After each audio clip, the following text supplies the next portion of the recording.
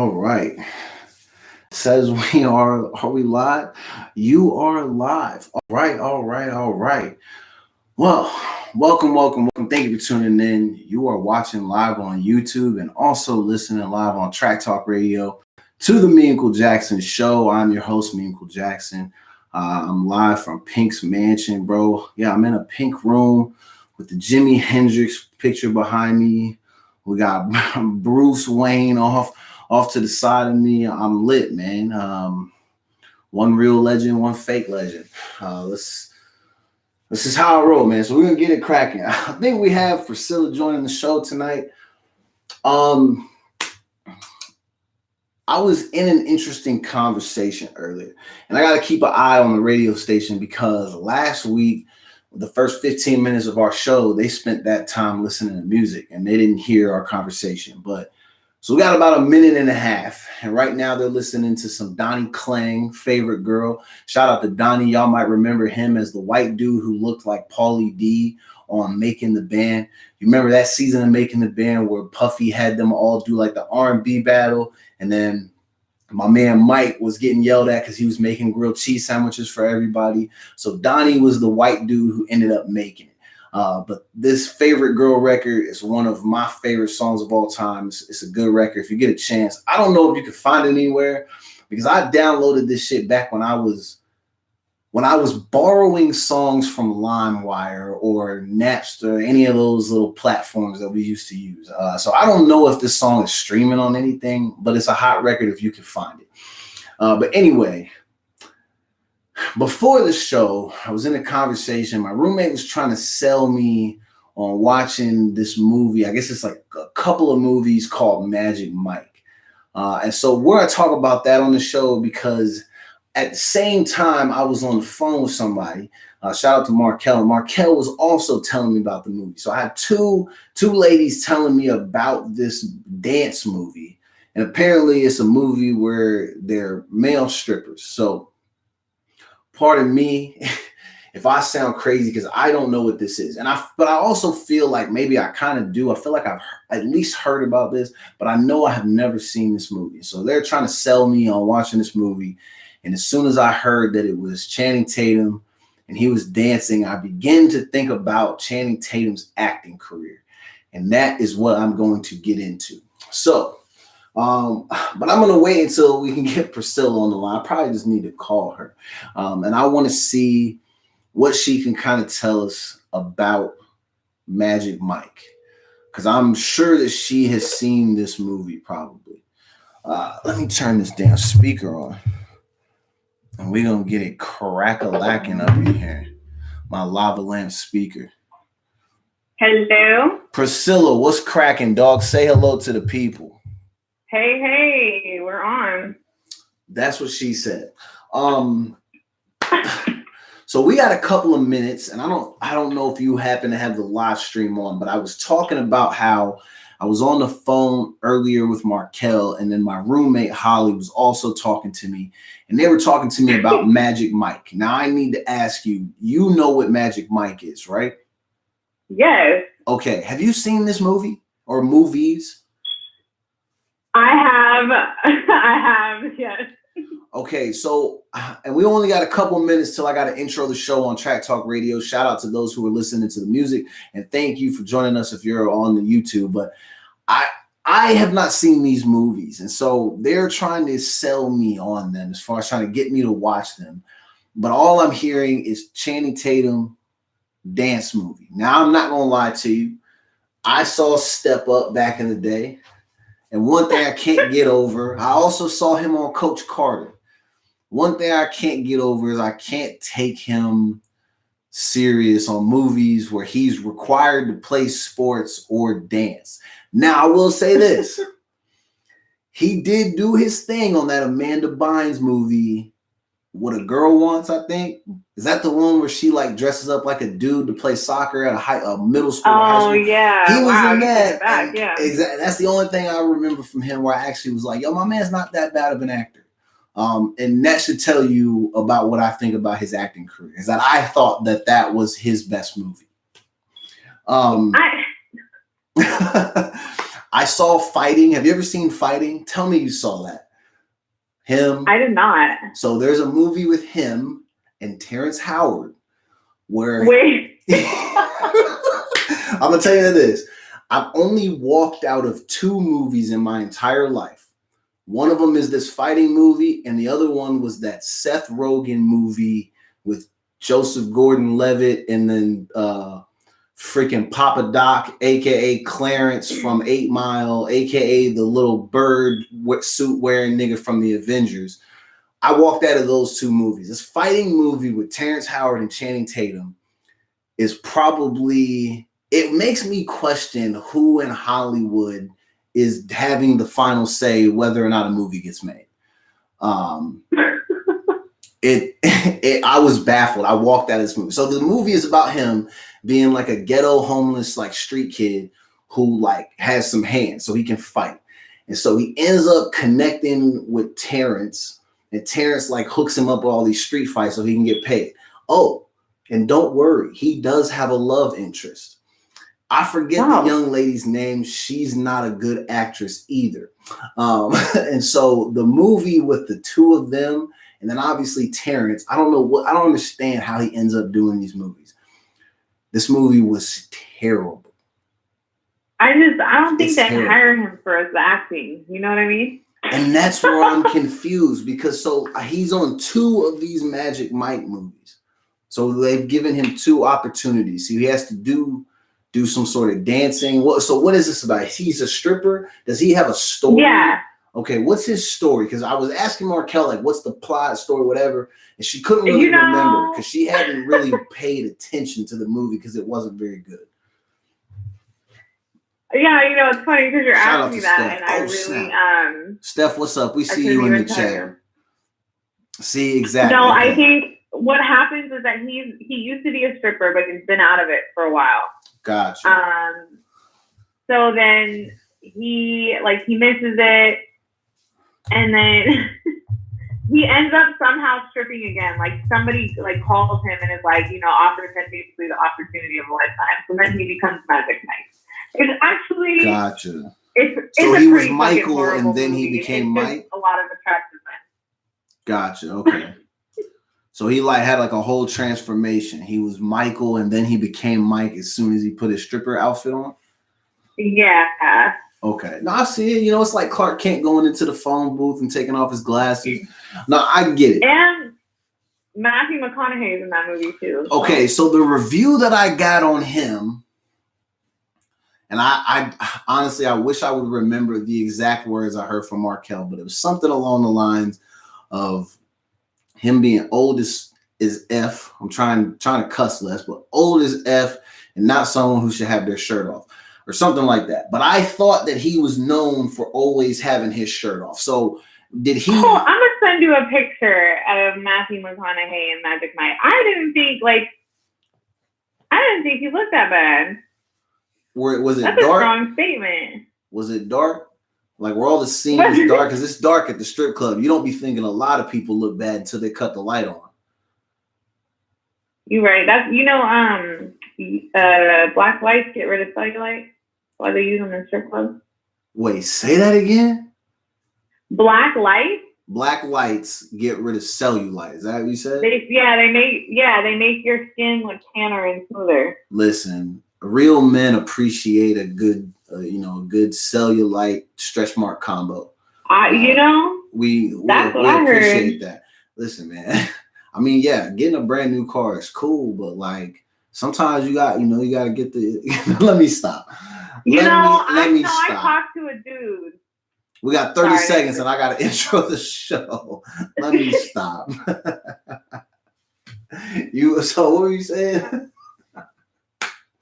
You talked to a dude. Wait. We're in here a while. 20 seconds. Why am I doing a countdown? What were you saying? Oh, I was saying I talked to this guy and he was like, I fucked somebody who has a lot of plastic surgery and was all fake. Ugh, that sounds terrible. He was like, she looked like a fucking like blow up doll. But he was like, compared to the chick that I fucked that was just a normal chick. Like she didn't know how to fuck. He was like, she just looked like he wanted to fuck her, but when you actually fucked her, it was like, nah. He was like, I'd rather a real woman. Yeah. And on that note, thank you for joining us live on Track Talk Radio. Listen, I'm sorry it took so long. Y'all were listening to some music. We were caught up telling stories. But thank you for tuning in live on Track Talk Radio. Sherry, salute to you. Shout out to you. Shout out to Tribe Tokes. We are lit. It's the Memechel Jackson Show. It's season 2, episode 2. And now we are telling stories. Well, we were talking about the Magic Mike movie, because people were trying to sell me on that to watch that. But I can't get past the fact that Channing Tatum's acting career is not that good. So I have a hard time wanting to sit there and watch him in movies. And then Priscilla started, we were talking about, what were we talking about? People and fake body parts versus real body parts. And then you was talking about a dude banging a girl who's made out of plastic or something. Yeah, like apparently she had her tits done, she had a tummy tuck, she had her butt done. Fat transfer, her lips done, fillers in her face, fake weave. Damn. Okay, so you know what? Since we're talking about that, let's go into one of the topics that's kind of down on the list, but we're going to talk about this now because I saw a thing, and I want to say it was Lisa Ray was on like a podcast or a show, and I'm gonna be honest with you people, I didn't watch the whole thing. I just saw the title, and then I asked the question to a couple people, but it was something along the lines about the Kardashians messing up the whole body image thing for women. Do we believe that they are responsible for that, or is it just the culture? And who is to actually blame for making these girls feel like they have to basically alter their bodies to like get respect and love? Ooh, unpopular opinion for me on this one. I mean, I think it's men. Like, as much as men don't want to admit it, we live in a patriarchal society, and you guys dictate the sexual standards. So you tell me. I'm going to say like this. So I think people tend to assume that I'm the type of guy that only wants to date the girl with like this perfect athletic body and like 9-pack abs and all that, or they think that I'm the guy who only wants to like, you know, mess with the girl who you can tell has had the ass implants and doing all these things. I'm a person that I prefer girls in their most natural state. Like, you were given or provided a body, like just use your standard model. I don't know, man. Yeah, use your standard model. I don't know if it's worth it for women to like, I don't know. I just wish they wouldn't feel like they had to endure the psychological trauma that probably comes along with feeling like they have to do these things because men say so. I'm going to tell you like this, even as a man, and I don't care, homies can say whatever they want. You guys can feel like I'm breaking code to some degree or something, but ladies, you shouldn't give an F about what a man thinks in regards to your beauty. Half the people telling y'all that y'all need to do these things and look like these people, these niggas walk around being this damn big. They probably barely got a job. Like, some of these girls are having their heart broken by niggas that are like Jody on Baby Boy, trying to put, you know, freaking 80-spoke rims on an 03 Altima and shit like that. And like, these are the people that are leading y'all to believe that y'all have to go out and get ass implants and do all these things. Now, if that is something that you come to on your own and you want to get that because you think it'll make you feel better, then hell yeah, more power to you, because you're doing what you want to do. But I hope that people are not doing that solely because men make it hard for y'all to exist in your own bodies comfortably. Like, I think that's BS, and I hate that they do that to y'all. I wish that y'all understood that y'all are beautiful just the way you are. And I'm not saying that just to gas you. I genuinely believe that. I'm not a fan of the fake stuff. But I'm also the type of nigga that sometimes can't tell, because some of these doctors are pretty good. I mean, well, and the photos look good. I feel like I'd be able to tell if I was touching it and stuff like that. But I prefer to keep my hands to myself. That's respectable. I respect that. I mean, yeah, I don't have too much else to say about that, but I don't know about the Kardashians being linked to it. I think it was, I don't know, man. I really don't know. I feel like it's just culture in general. Yeah. Yeah, that makes sense. I mean, I think there is something to be said about the fact that if you look at their family overall, everybody, everybody in the household has had work done. And some of them have gone as far as to even change their complete sexual orientation. Now, Right. you, Bruce, Caitlin, however you're being referred to, like whatever you once were to what you are now, as long as you are happy, that is what is most important. But I feel like their family has kind of set a standard where it almost seems as if they're like, fuck it, we refuse to be our natural selves. And maybe we knew we were a little bit undesirable. And hey, here's what you can do if you have tons of money. Just go out and pay this person 50, 60 racks, and then he'll get you a new ass and maybe some, some thighs to go with it. I think that is somewhat lame because I think because you're on TV and because of the status that you hold, I think, and I'm somebody who, when they try to do this to sports people, I'm sometimes questioning like, well, like that's not really what they sign up for. And I know that actors and entertainers don't sign up specifically to be role models, but I think in the time that we're in, where we're doing everything we can to make sure that young girls come up understanding that they're beautiful just the way they are and they should be empowered and this and that, like, I wonder, if people are following them very closely and intently, are they setting the good example when they know that so many women are following them? But it's just a question that I would ask. I'm not accusing them of, not being good role models or whatever the case may be, because I'm sure that's not what they're signing up for. But I just wonder, in like the time where like now more than ever, you even have more people getting on your side to where we want to empower all of these young ladies and women and all that. We want to get them to the point where they feel strong and confident within their own bodies. And then like, we're also telling them like, hey, if people clown you a little bit, if you just give this doctor 80 grand, he'll make you look like a completely different human being. So like, I don't know. Is that like even a thing? Like if you're you have a daughter, obviously, like how do you plan to like explain this type of stuff to her as she grows up? I mean, honestly, like even at 6, she'll be 6 in July, and she's like had questions. Yeah. And like, like kids are very honest. So like one day she like kind of giggled at this lady who was when she was explaining herself, she was a bigger girl. I was like, I had to explain to her like that's just what she chooses to do. Yeah. And you shouldn't, like you can't be mean to somebody just because they're different than you.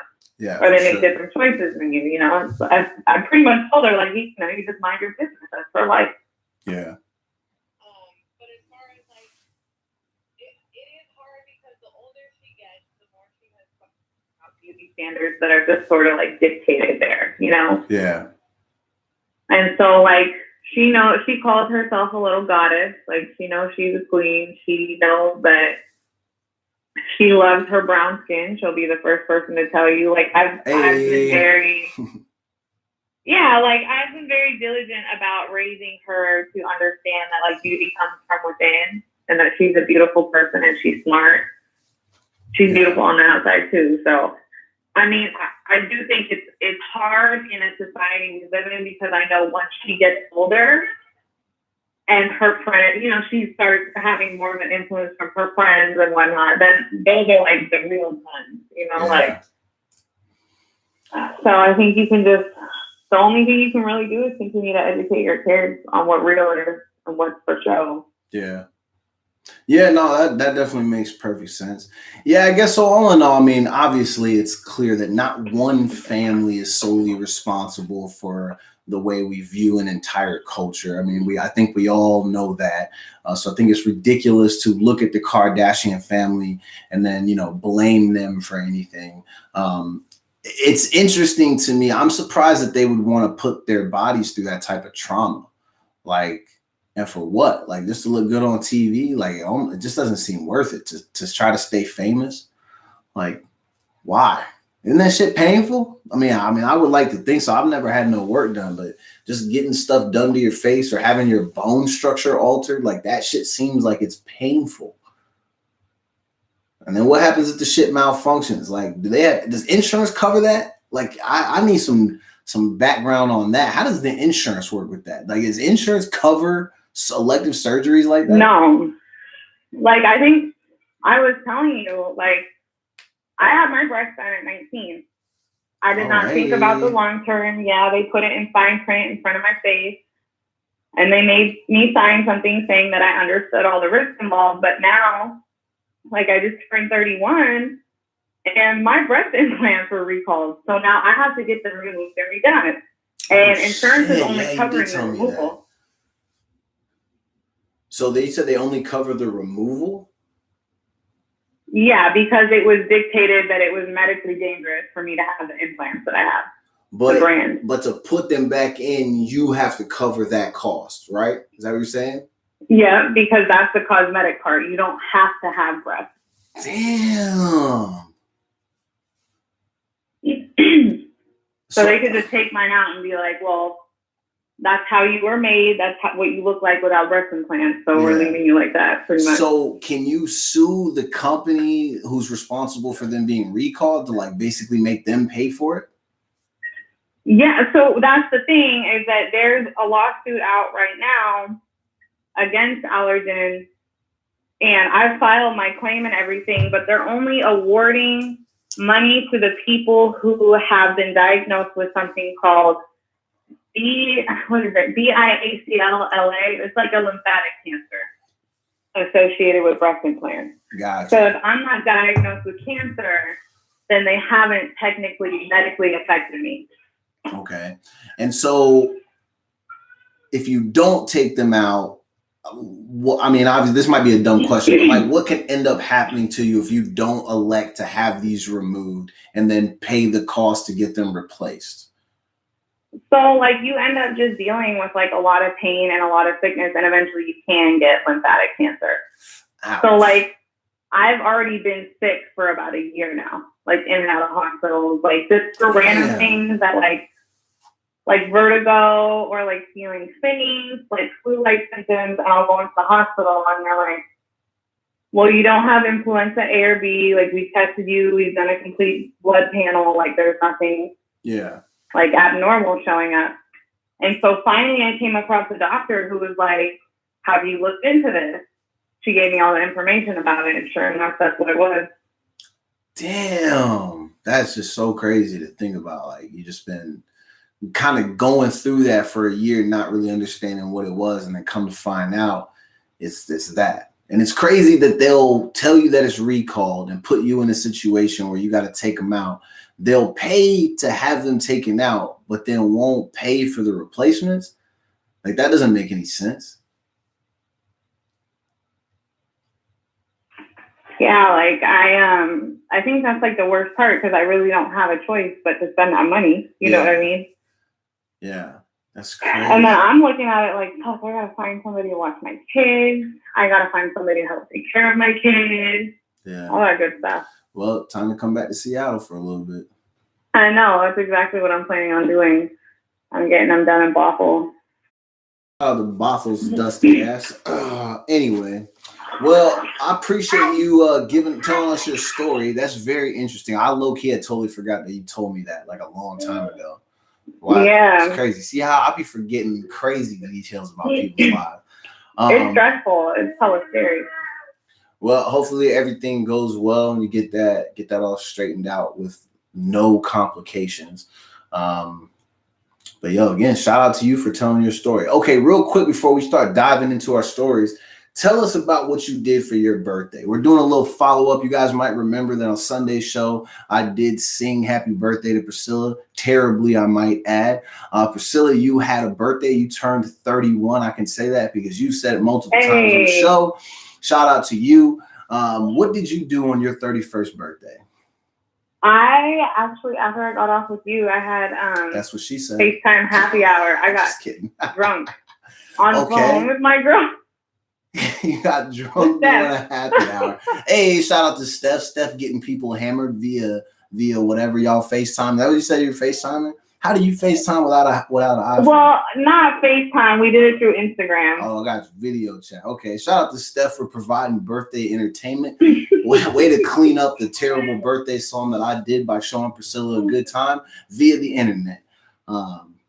That's dope. Wow, that's awesome that you guys were able to do that. It's better than nothing. We have a lot of people who are missing out on birthday festivities in this moment in time due to the dirty draws virus. Well, good. At least you got to do something. Did you get any cool gifts? Did someone send you anything? What'd your parents do for you? What'd you do for them since you guys had birthdays at the same time? So my mom got me this giant house plant, and I, like, if you know me, I would much rather have somebody buy me a house plant than some flowers. So I was super excited about that. And then I have not, I'm horrible. I've not done anything for my mom or dad for their birthday. Just because every place now the world knows. Either running late. Yeah, it's tough though, because it's like everything is, you can't really get gifts for people unless you're getting it from like the Fred Meyer or the Safeway, or you have to order something and that's gonna take like 75 days. Yeah. So it was like, I told them happy birthday and I sent them like little videos of my kids singing happy birthday. Hey, that's dope. That's real dope. Well, yeah, shout out to your mom and dad for having a birthday the same week as you. Glad you guys were able to connect, especially during this time.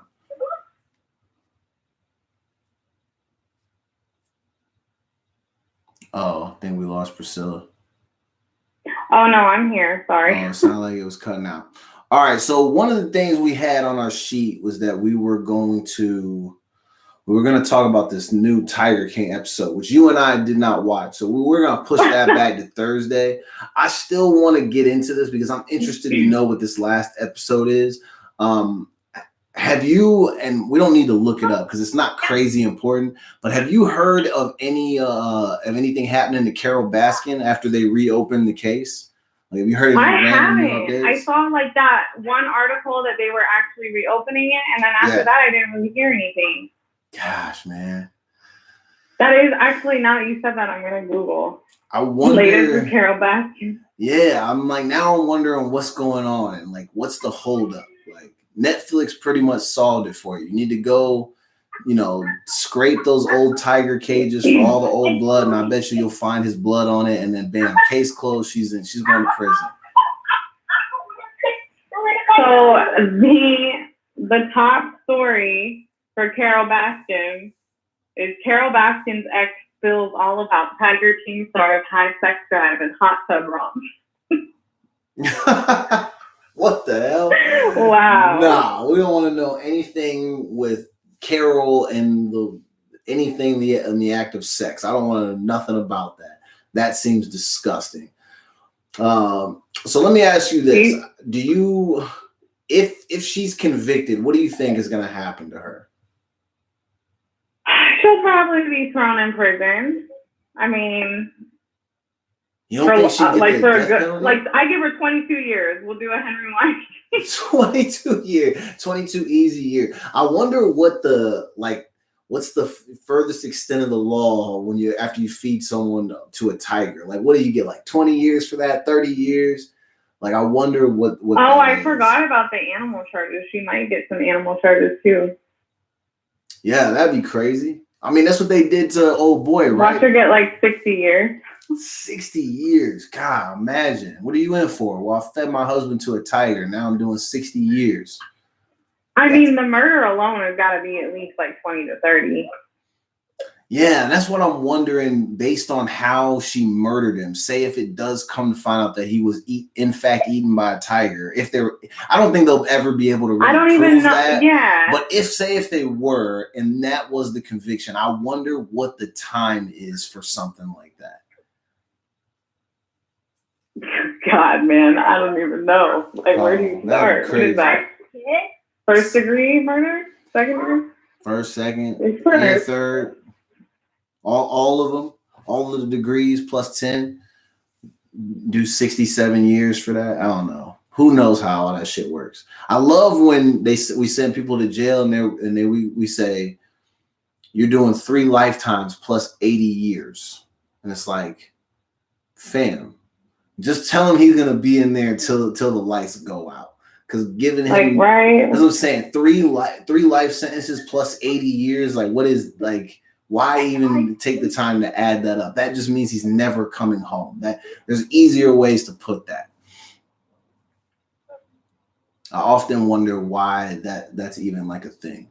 But some people tell me that it's just based on how like the laws are written, and then you have to do the years by what they've listed as like the, I don't know, it's something. That shit confuses me. But I feel like we should just say you're in here for the rest of your life. You're not leaving. Have fun with this grilled cheese sandwich. That should be it. I had one the other day and it was lit. So you can talk that shit all you want. You know what? Don't make me get into it with you over this grilled cheese, fam. I'm not trying to do that today. And for those, you don't make grilled cheese like me. For those of you who really believe that grilled cheese is the lifeblood of America, let me tell you nasty people something. Grilled cheese sandwiches are gross. I don't know how y'all eat those.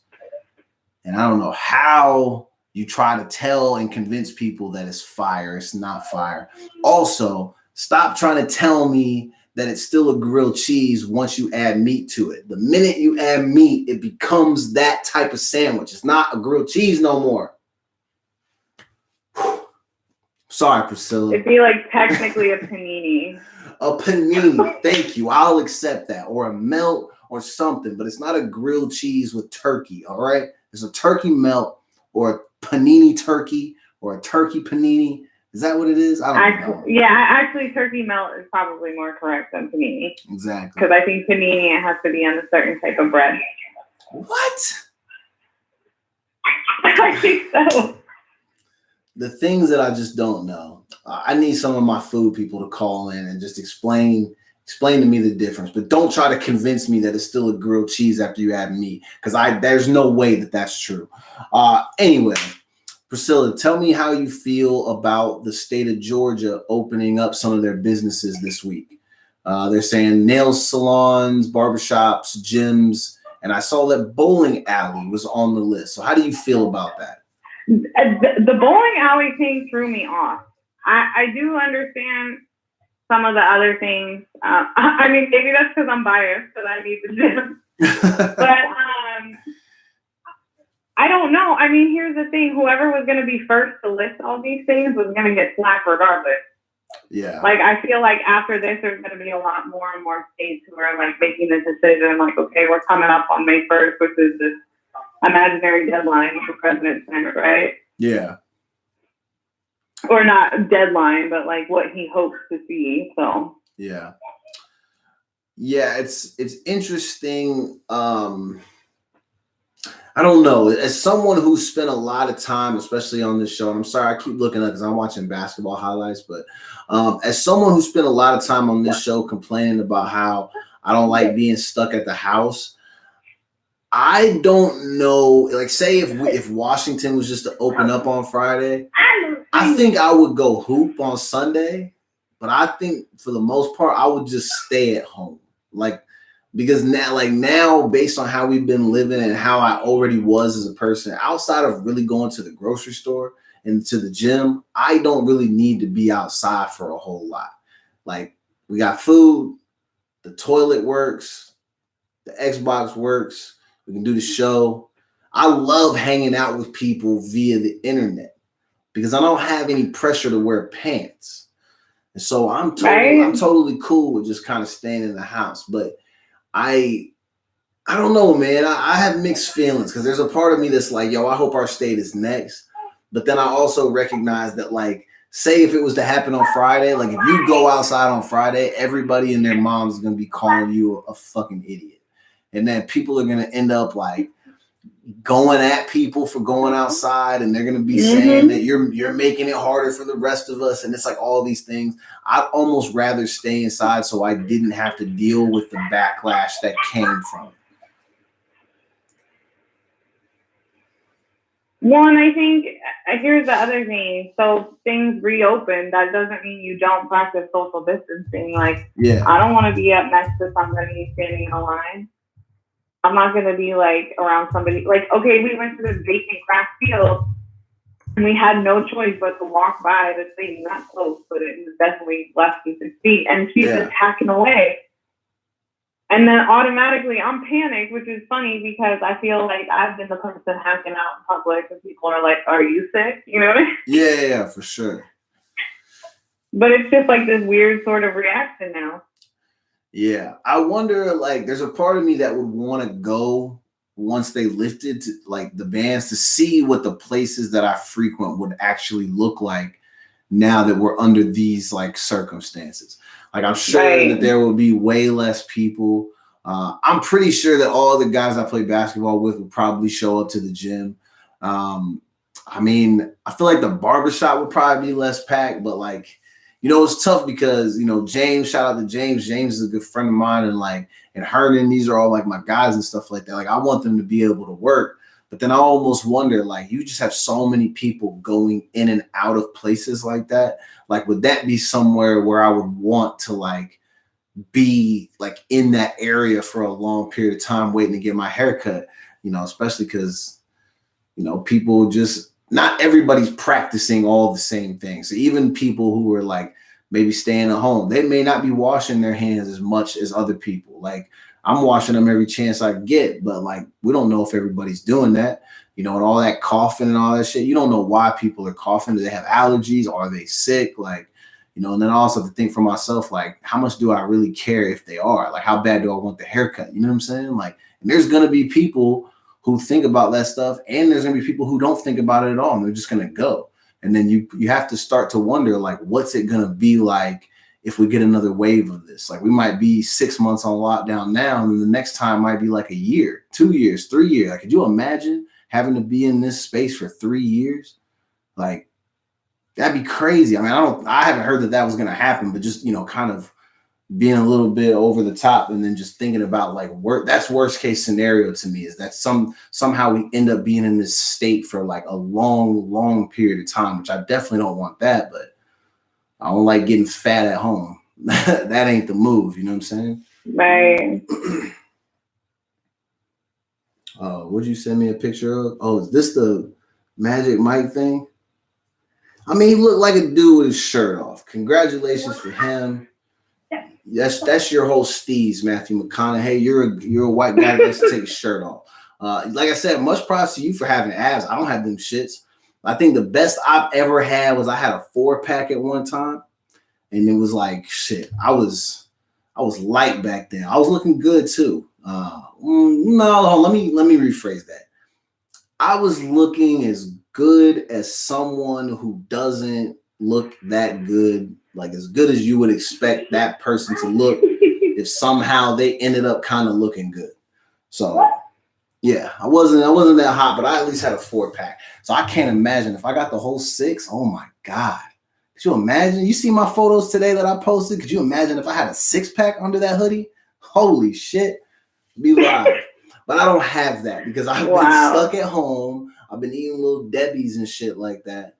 And I ain't been with it. I mean, I do a little push-ups here and there, but I don't know. Priscilla, I need help. I need a trainer. You gonna train me?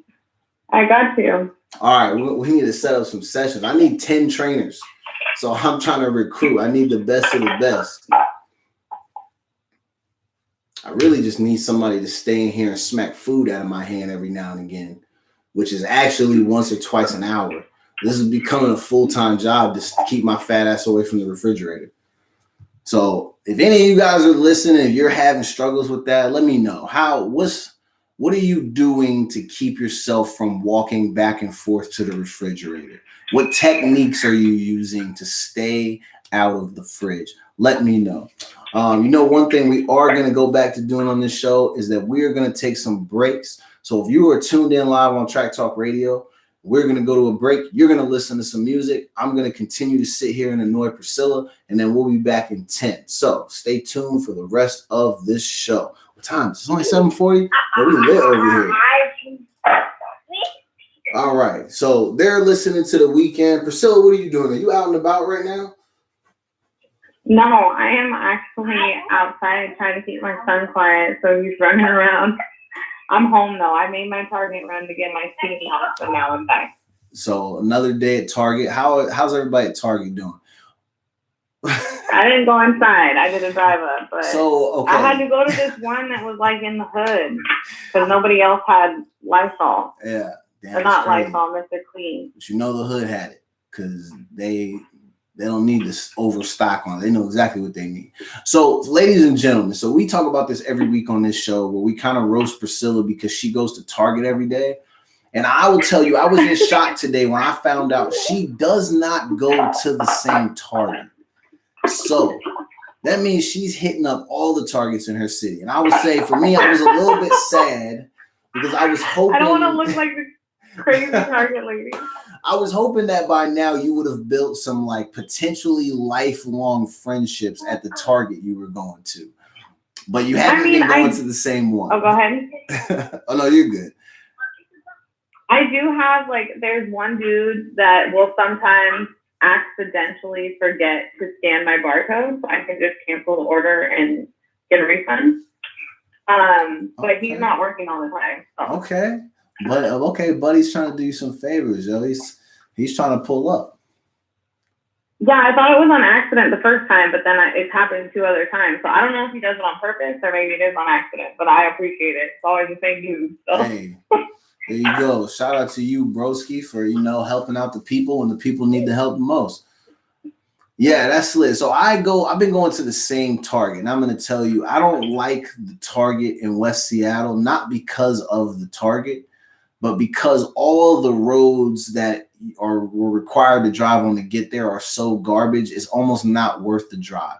So what I started doing is I started leaving Seattle and going all the way down to the one that's in Renton at the landing, because the ride down there is much smoother. It's worth it to drive many more miles than to deal with the janky ass road that surrounds the West Seattle Target. I'm done with it. Is that petty? Or am I just wasting my own time, you think? I don't know, man.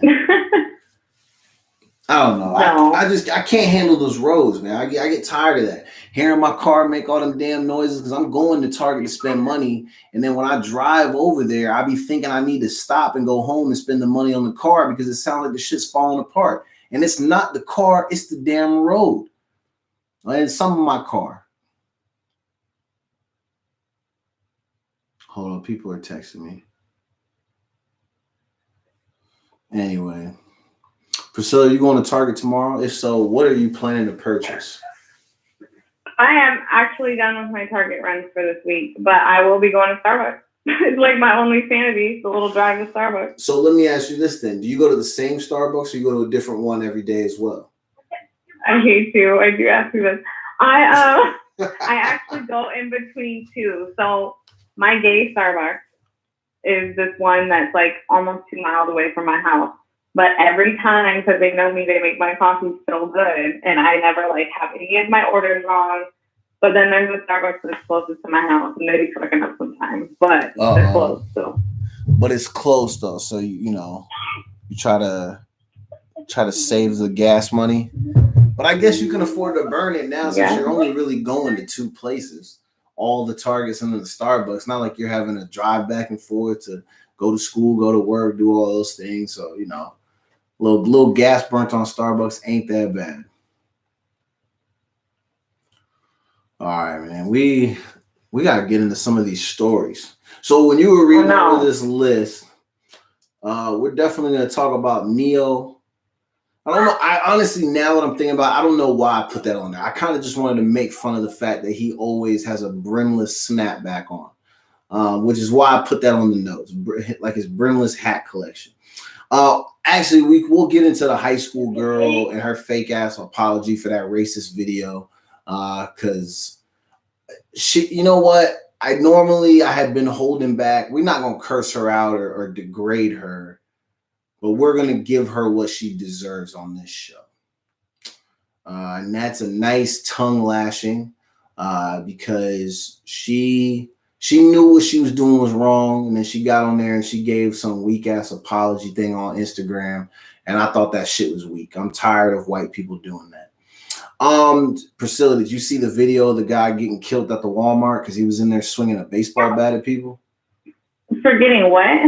So I guess they said the police got called because there was a guy at a Walmart who was swinging a baseball bat at people, and then the police, I did see that. ended up shooting him at the Walmart. That is fucking nuts. Yeah, that shit is crazy. I told everybody this shit was gonna start happening. It was just a matter of time. Yeah, I don't know, man. It's tough because every time these videos pop up, you're only seeing, like a few seconds of the video. And the problem with that, excuse me while I burp and be nasty on the show. The problem with that is that we don't really see the events leading up to it. Now, obviously, somebody swinging a baseball bat inside of a Walmart. Yes, I know that is dangerous because there's people. There's small children, like you never know what, and so on and so forth. So I totally get that. But I sometimes have to wonder, when I saw the video, is what he was doing worth him being killed inside the Walmart? Like, was that not something to where they could have tased him, walked him out, put him in the car, and that could have been the end? You know what I'm saying? And that's the part where I kind of struggle because I feel like sometimes we just don't do the right thing. But then there's also the fact that I didn't see what was happening in the beginning of the video. I just saw Buddy wilding out with the bat or kind of standing there, kind of holding it. And then, we see the cops kind of get out of hand and then you just see him bleeding on the ground because they shot him. So I don't know, man. It's very interesting. So when Priscilla had to take a short break, but when she gets back, we're going to dive into that. And I think it's perfect because we got about 40 seconds until we come back from break. But I want to get into this because, like I said, I'm wondering if it was actually necessary for the guy to be shot inside the Walmart, because I feel like although the baseball bat is very dangerous indoors when it's being swung, I get it, cops are trained, but shit, what if you miss and you end up killing somebody that's standing directly behind him in that line of sight? I think it's equally as dangerous. So we're going to get into that. Priscilla will be back shortly. She's handling business at the house. Anyways, thank you for tuning in. You were locked. We are back. We're locked and loaded. Excuse me. That's what I was saying. I had to make sure I click all these buttons. But anyway, thank you for tuning in. Welcome back to the Memechel Jackson Show. We are live on Track Talk Radio as well as YouTube. Today is Tuesday. It's April 21st. April 21st, and we're still, I'm assuming we're all on quarantine. We had earlier in the show, we were talking about how some states are going to be reopening businesses this week. We talked about the Kardashians and whether or not they are responsible for body image issues and concerns that we have in our society, which I think we both, Priscilla and myself, kind of agreed that they're not necessarily responsible, because obviously they can't possibly be responsible for everybody who, does something along these lines and then ends up maybe suffering from it or whatever the case may be. But there is something to be said about the fact that they are people that we propped up on a pedestal. They are also people who have all altered their bodies in the interest of their careers on television and in business and all of these things. And so in order for them to stay at the front of what they do, they have made some of these decisions, which I feel like if that's the choice that they made, hey, more power to them. As long as they're happy, that's all that matters. But I think it is a little bit weird if people feel like because these women look like this, that they also should look like this. And if they go out of their way to do this stuff, I think they're doing more harm than good to themselves. Because like I said, and it's just my opinion, you ladies are beautiful just the way you are. Just be yourself. But at the same time, I get it. And sometimes you feel a little bit differently, and sometimes you want some changes. And if you can make that shit happen for yourself, be my guest. At the end of the day, it's your body. I have no stake in it, so I don't really care that much. But do I think the Kardashians are responsible? No. Before we went to break, shout out to Sherry. Sherry's listening to the show. Hey, Sherry, what's crack-a-lacking? Thanks for saying I sound great. I just finally sound like I'm not a sick and disgusting person with a nasty smoker's cough, because I did have that for mad long after I was sick earlier in the year. I felt like I wasn't really able to project my voice as good because my lung capacity was weak. But, I've improved and I've come back almost better than ever. So shout out to Sherry. Shout out to Track Talk Radio. We are happy to be on. Again, this is April 21st. Holy smokes. Yesterday was 420. I hope everybody had a chance to do what people do on these pointless ass days, act like you care or care about a cause or want to do something. Listen, real smokers were already high before the day started, and they were also high when the day ended. Most people don't really care about it, but it's a fun little thing for everybody to partake in. So, if you smoked a joint yesterday, more power to you. You probably spent the day being calm and enjoying yourselves, and that's awesome. So, that I did. Even though I'm actually trying to cut back, and mainly because some feedback that I got about this show is that sometimes I seem a little bit bored. And I'm going to tell you, there have been times where I've not only just been extremely tired, but I've also been a little bit too high up in the clouds. And mainly because, listen, when you get stressed and when you're going through pain from sports injuries, hey, need a little something to take the edge off. But I also like when I'm not stoned, I'm extra productive. I'm highly functioning regardless, and I'm always productive. You would never know the times when I am and when I'm not. So good luck guessing. But I prefer that when I'm that I'll be able to give y'all more. So some of what, me being able to project a little bit more and being a little bit stronger, more attentive, it comes from easing up on that type of shit and just getting back to more natural stuff, drinking lots of water, making sure I get good rest, eat a little bit better. Everything is a process. Obviously, I'm not eating that great because, what I have today, I had some Taco Bell today.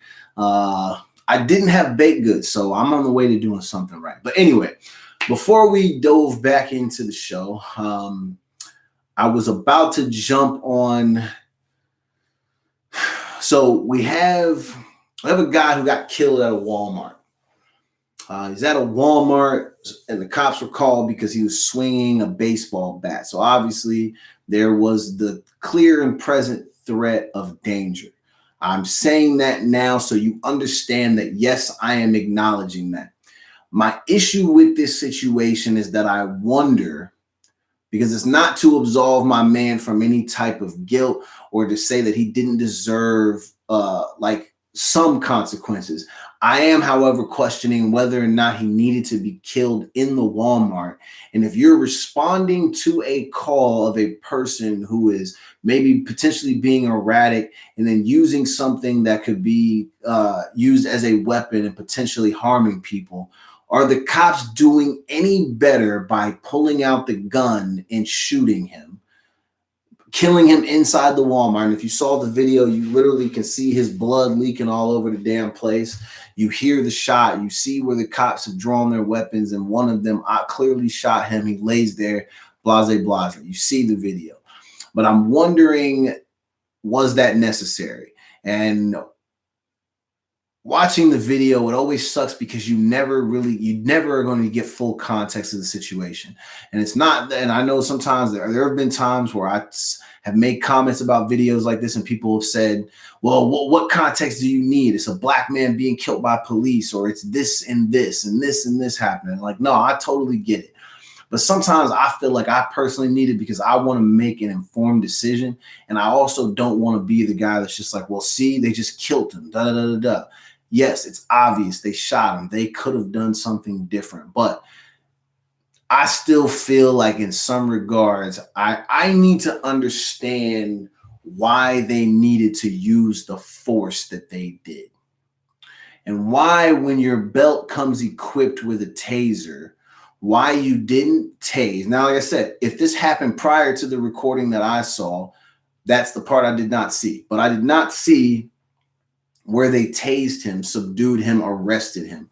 All I saw was them all bark out their commands, him not listening. And keep in mind, on the video clip that I've seen, because I'm going to keep referring to that because I feel like that's important. On the video that I've seen, he literally is standing there. Yes, he's holding the weapon, but his hands are by his side. Doesn't look like he's raising it at anybody. It looks like he's just standing there because he knows that he's in a crazy situation. It seems almost as if they get to the point where they're tired of giving said commands. And then as soon as he even flinches in the slightest, that is when they feel like their opportunity arrives to do something, to strike.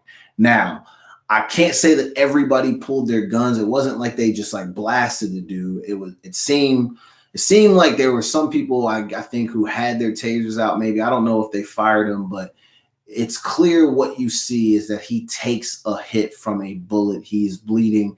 He is now dead. So, like I said, my biggest question surrounding this is, was the excessive force necessary? And why was the taser not used? And why is it that when we've had people, think about this guy swinging a baseball bat at Walmart. Obviously, it's terrible. It's very terrible. You're going to jail. You deserve to go to jail. You're being stupid. But we've also had people, I'll say a name, Dylan Roof wasn't killed, and he went to a place, murdered people, and they walked him out in handcuffs.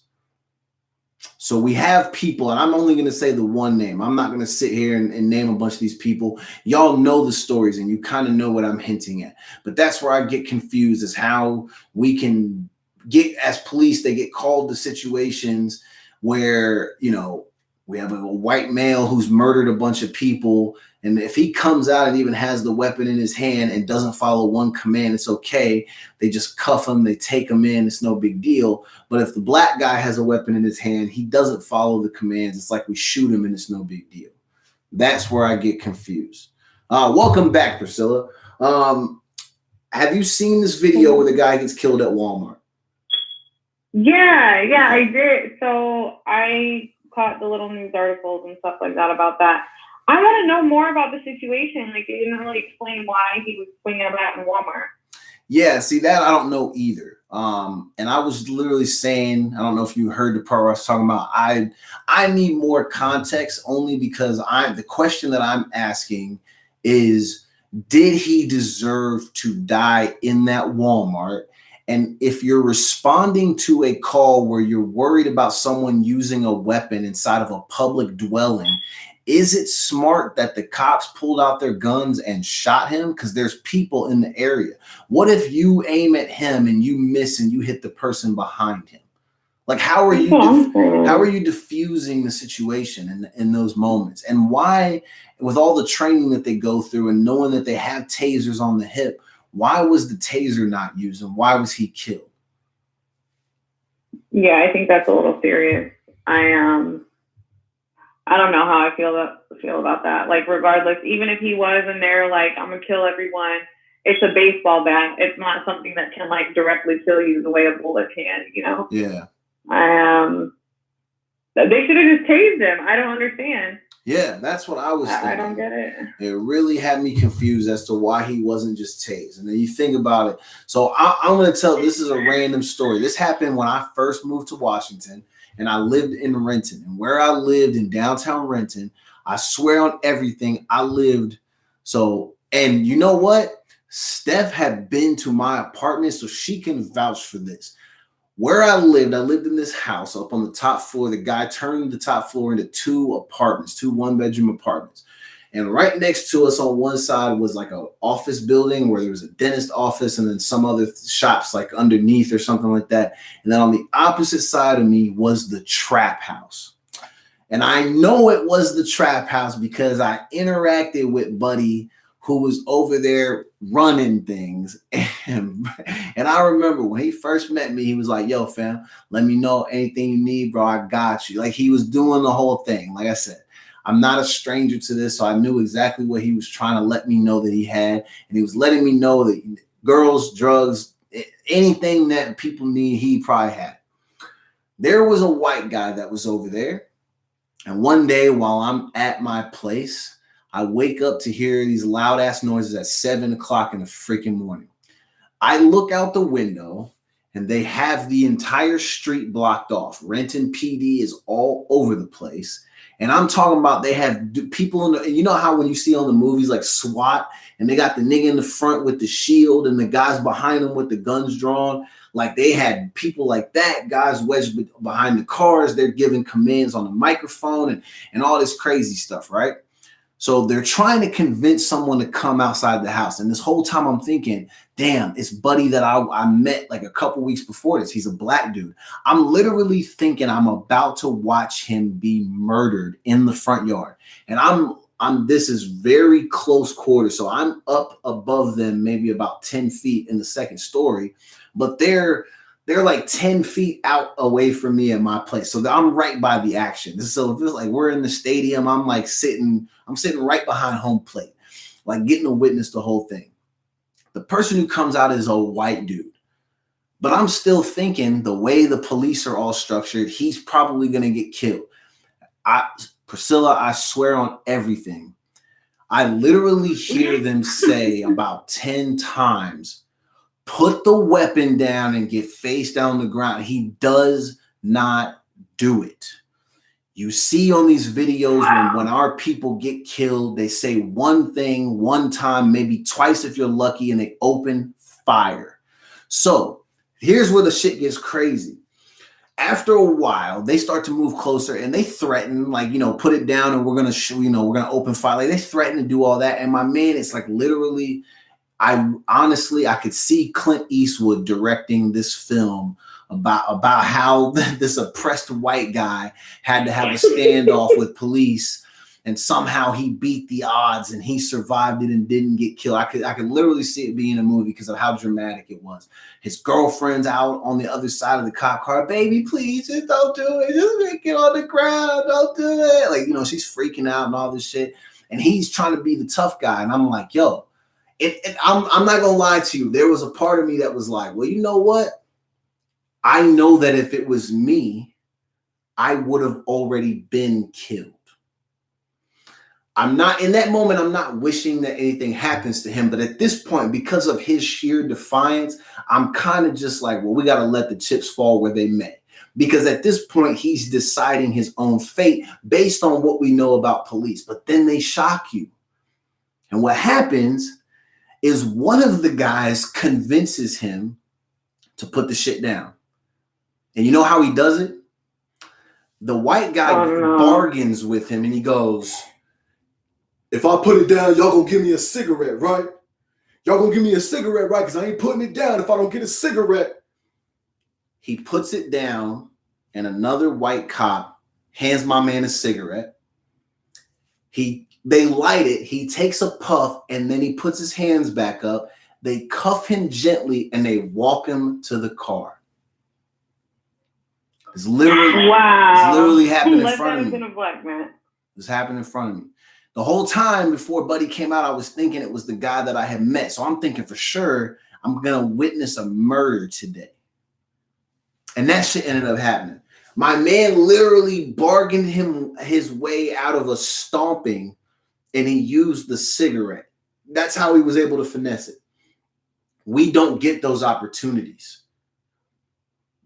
Ever. Ever, ever, ever. And it kind of brings me to our next point.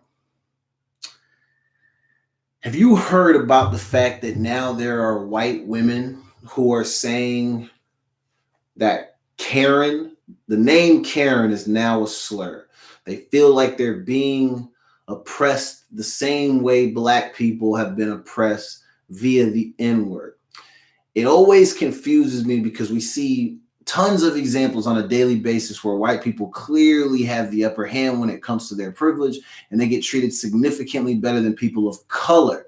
But apparently that is not good enough for white people, especially white women who now are saying that when they hear the name Karen, they're taking it and they're saying that we're using it as a slur.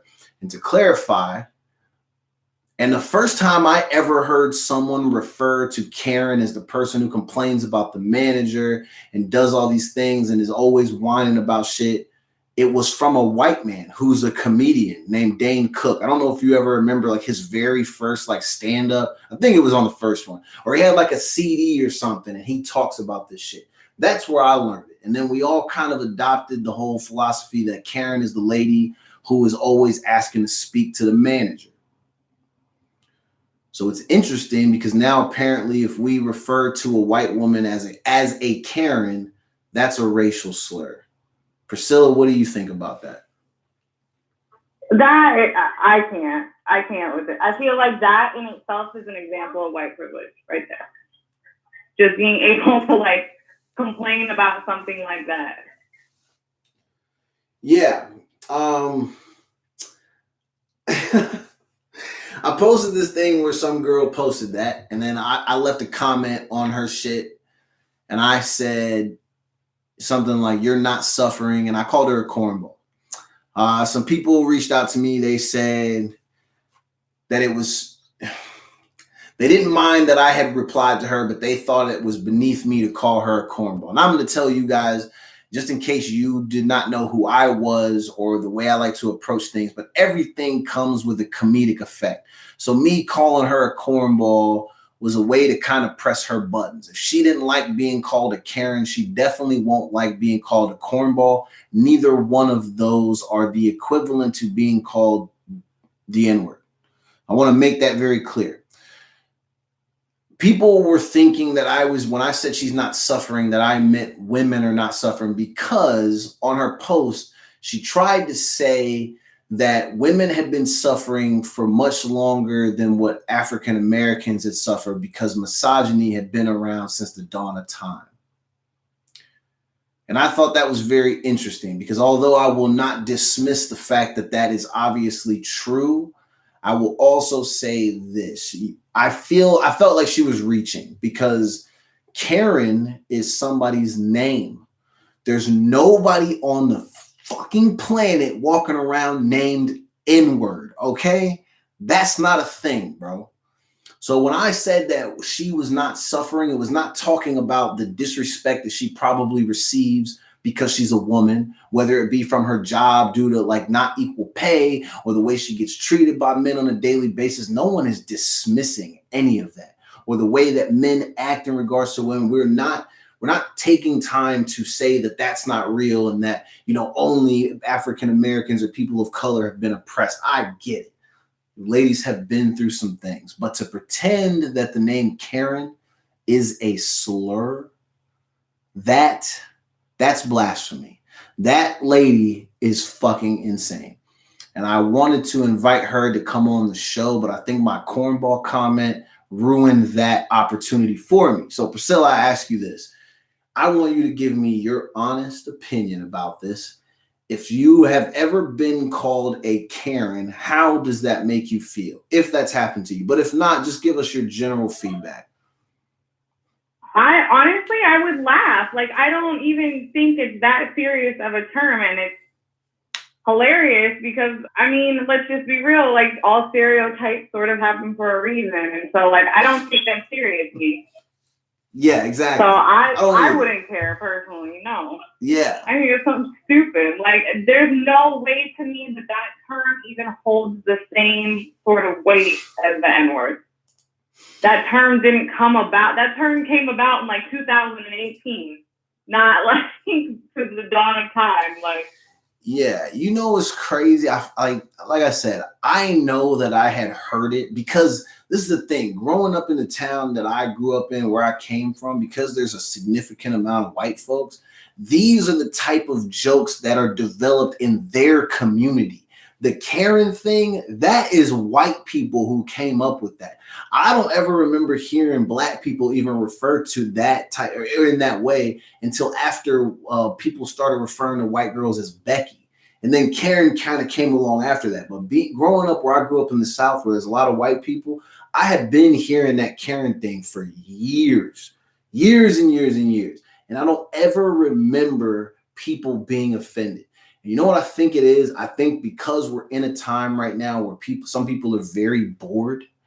I feel like some of these white girls are getting lonely and they have nothing to really grasp onto right now. Or maybe it was just this woman specifically. I'm going to say it's just her. Whatever. I think her name was Emily something. You're lucky I don't remember your last name, because I don't want to call you out so people look you up. But this girl named Emily, she decided to tweet this shit out. And I think it's because she is a horrible, miserable person who decided that she didn't think it was fair that other people were receiving attention.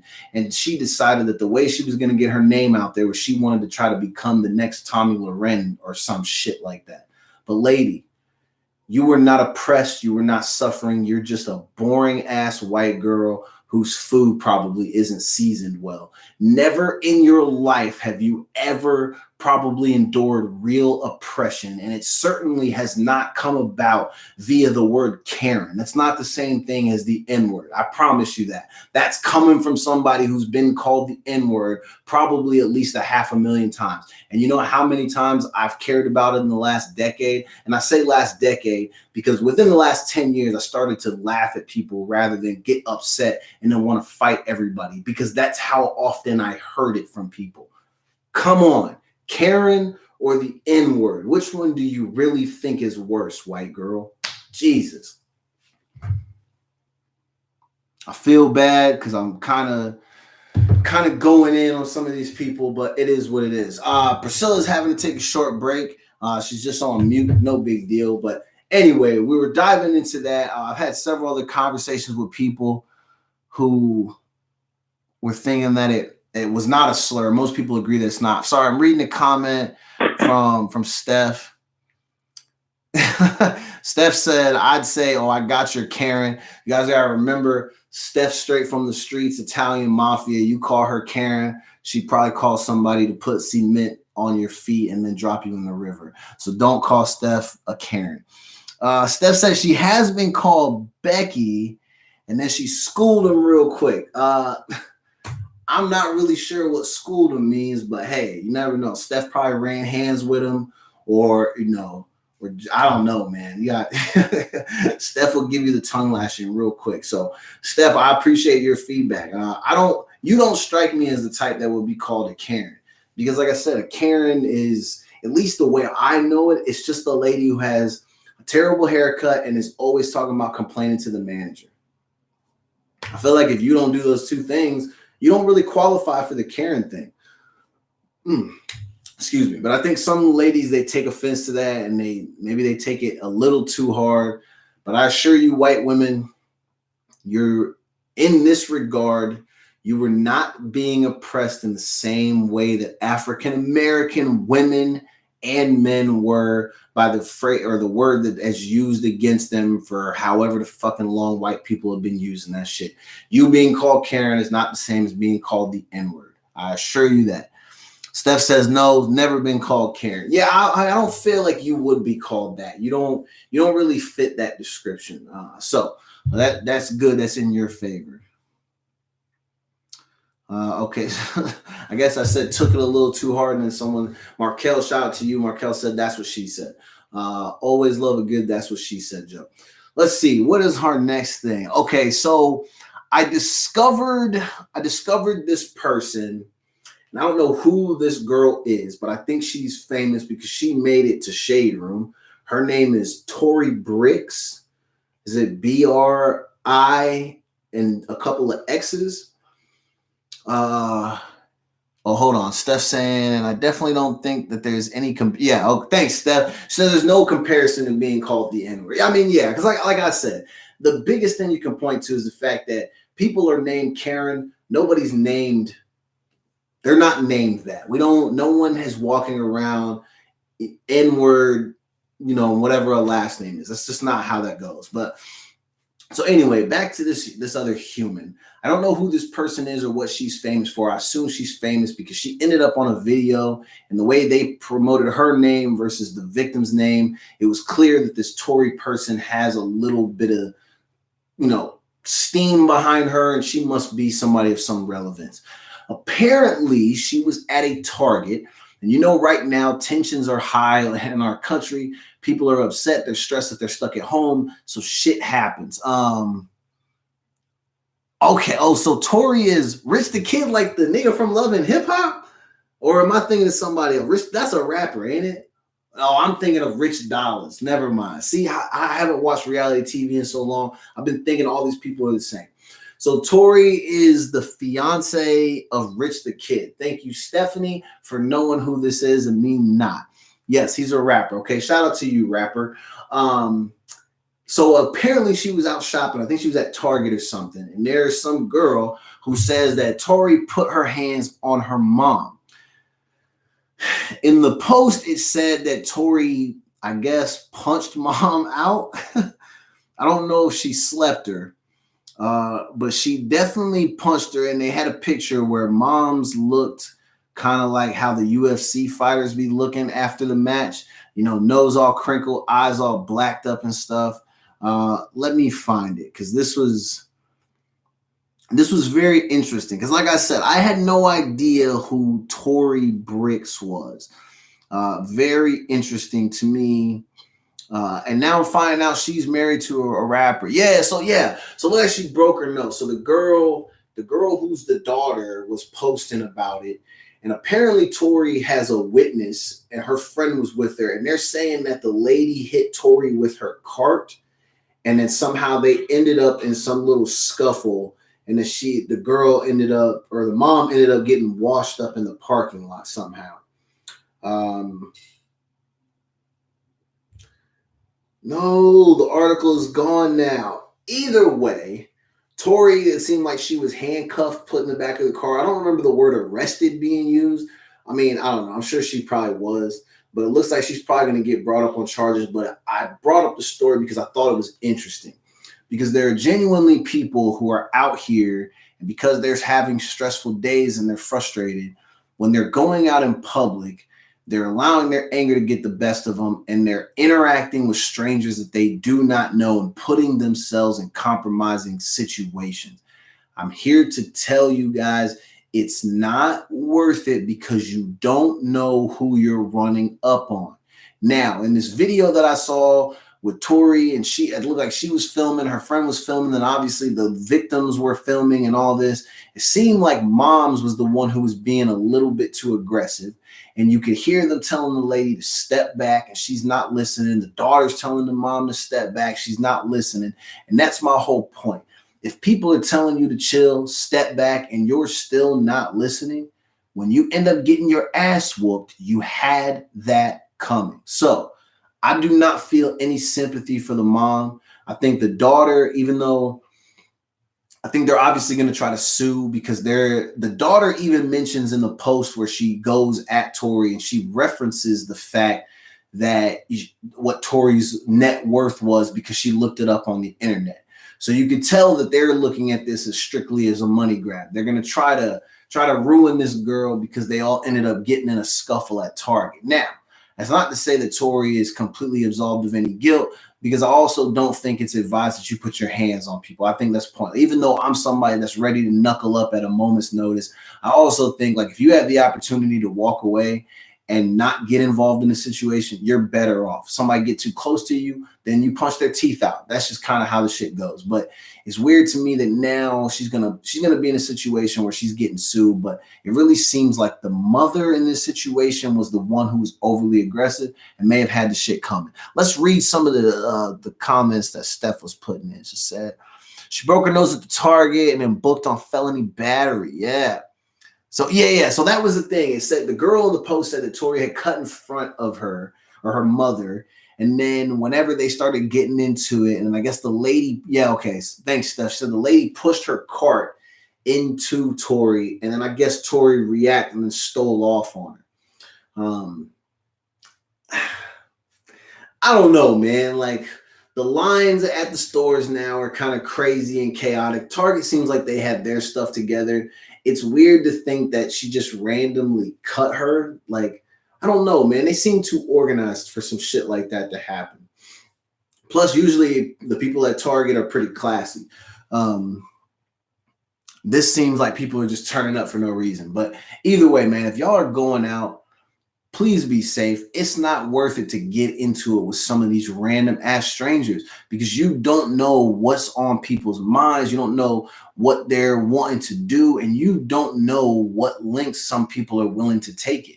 This old lady got lucky that she only got punched out a little bit because there are some people like you can pull up fight videos on the internet. There are some people that once you hit the ground, this shit not over. They're looking to stomp. They're looking to drop stuff on you. They want to stab out. They want to shoot out. They want to do all of these crazy things. And you don't want your life to end because you're just wilding out at Target. It's not worth it. You need to try to get home to your family. So I don't feel like this lady's doing the right thing. Now, in that same breath, I would say, like, I would feel some type of way if somebody cut me off too. I would feel disrespected. But people aren't doing that to me in public. If this happened to this lady, it's maybe because people probably look at her and they're probably like, oh, well, maybe she's weak. She's not going to say nothing. It's not happening to everybody, obviously. But like I said, this is not a situation that you want to be in. Steph said, run up, get done up, which is a classic phrase. I love that you said that. I've been saying that literally since middle school. I still think it's one of the funniest things that you can say to somebody. Run up, get done up, and don't play the victim. I think that's true because when I watched the video, at least the video that I saw where they were out in the parking lot arguing, you can hear the daughter is kind of instigating. Mom's trying to cause a fuss.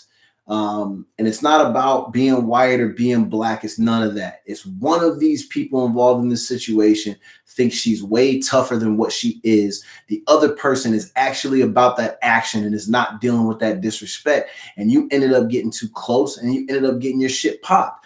If somebody cut in front of you and you took it upon yourself to use your cart as a way to send a message to them, you can't be upset when they decide to use their fist to return to sender. You know what I'm saying?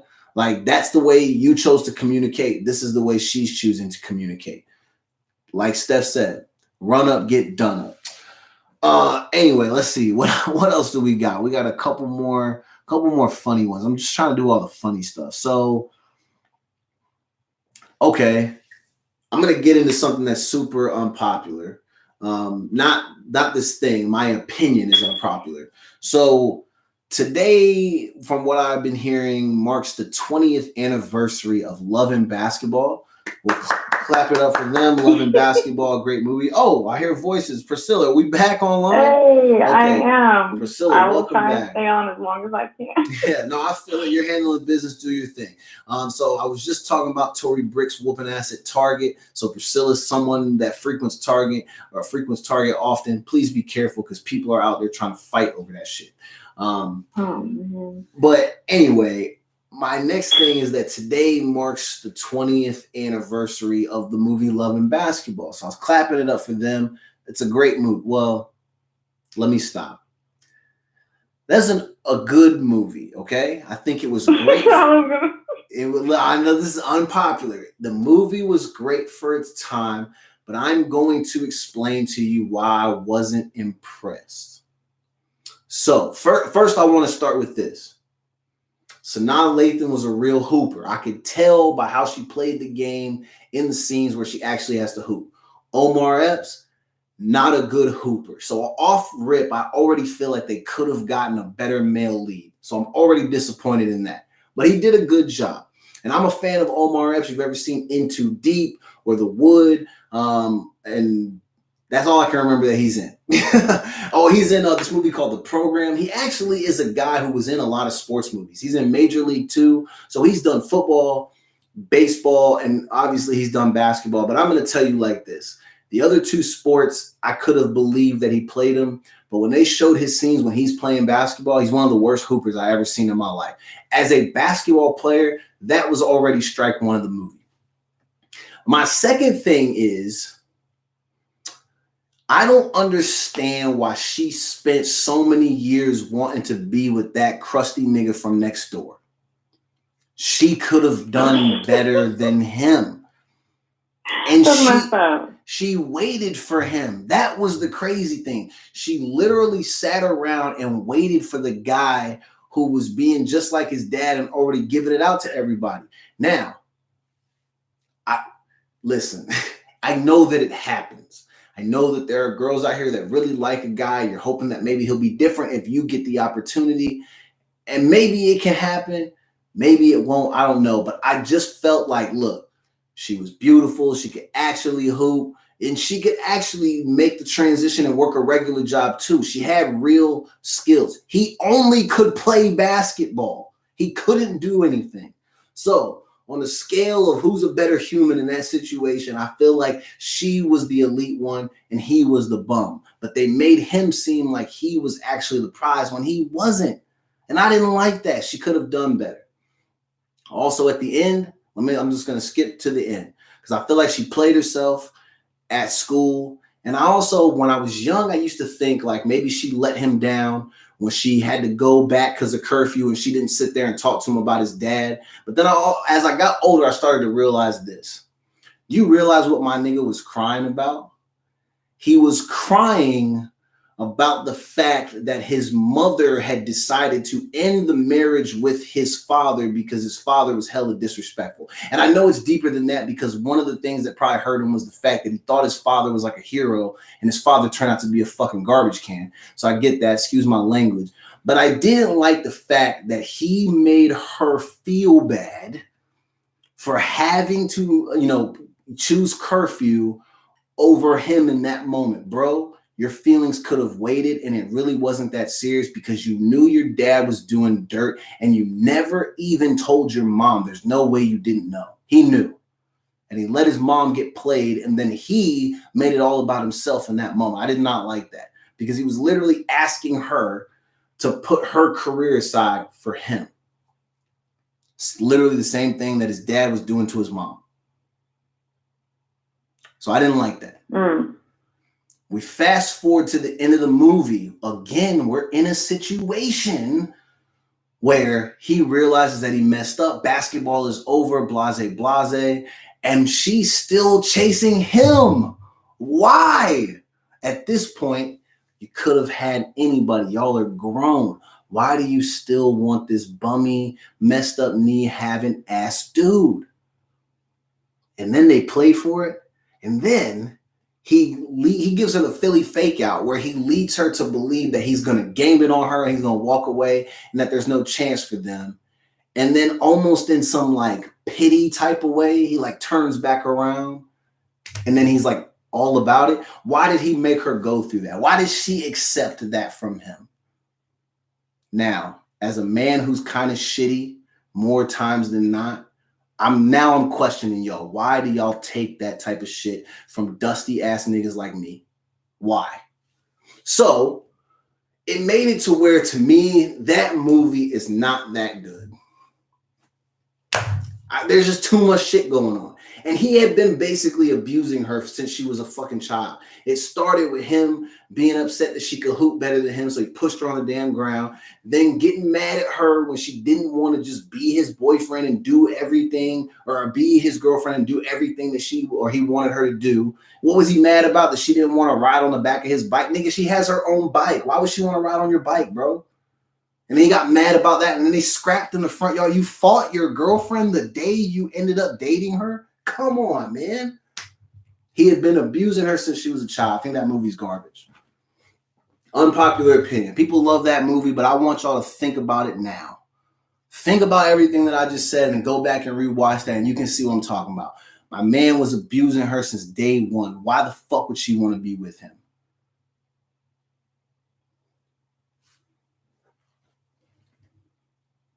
Oh, did I leave Priscilla speechless? I don't know, maybe. Sorry, I had gremlins demanding food. Oh yeah, you good. I'm demanding food too. What you got? I mean, damn, now that you point all that out, like I've honestly only seen it a couple of times. It was like a classic for its time, and then it never really interested me more than last time. Hey, shout out to the kiddos in the background. Thank you for joining the show. Yeah, it's definitely a classic movie for its time, but I think it's one of those things. As I got older and I recognized some of the stuff, I'm looking at it from the perspective of here was a very nice, talented young lady who at times almost was like willing to sacrifice her dreams for a man who wasn't necessarily willing to do the same things for her until his time ran out. That is what's crazy to me. He wasn't ready to give that shit up until his knees didn't fucking work and basketball was over.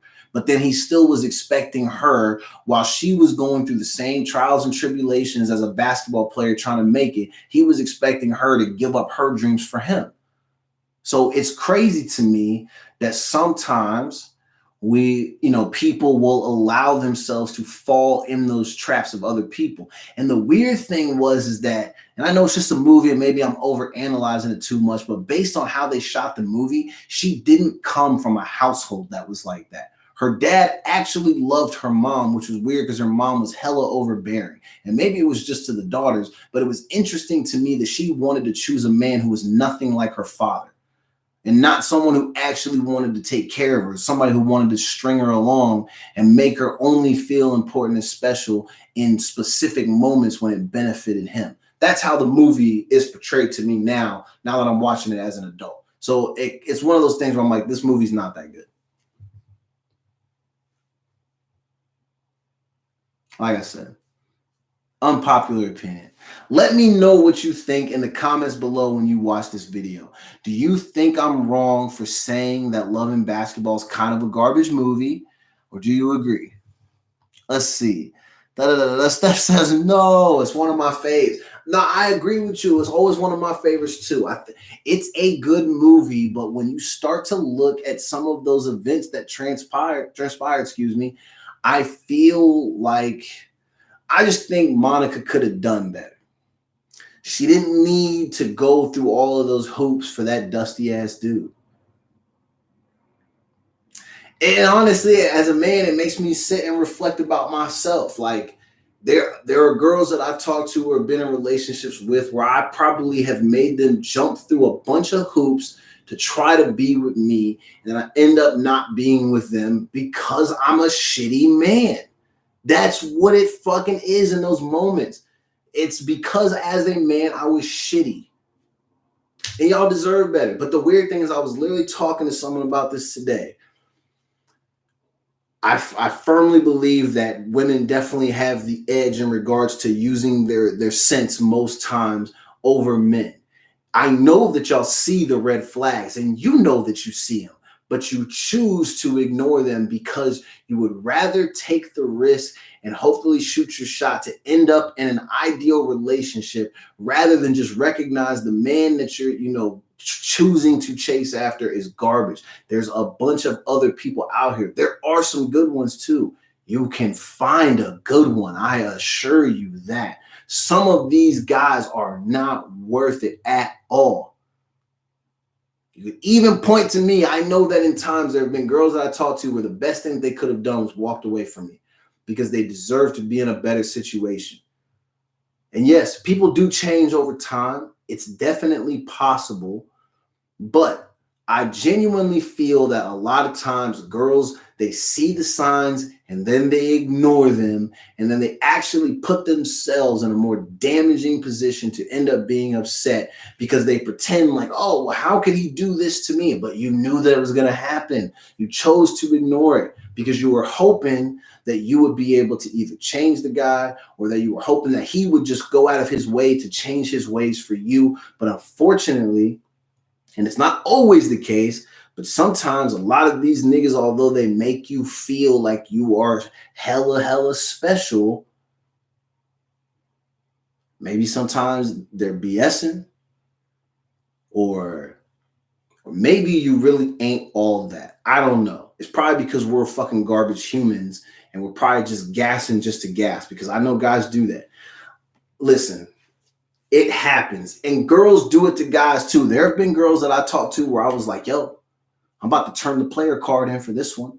And you're ready to do all the things. You start doing it and then bam, you get played, because people are people and people make those choices. But at the same time, if the red flags are there and you choose to ignore them, you can't expect that you're not going to end up going through rough terrain with another person. You're going to end up getting played. It's inevitable. Let's see, what does Steph say? Sometimes they don't show you the true colors until you're already in too deep, and you want to try and see the good and the potential. No, I 100% agree. I fully agree. Steph, you're absolutely right. Because we've all been in those situations with people where you're like, nah, it'll be good. They'll be different. And then they end up not being any different. I mean, you've told your story, Steph, many times on this show about Stinks McGinks.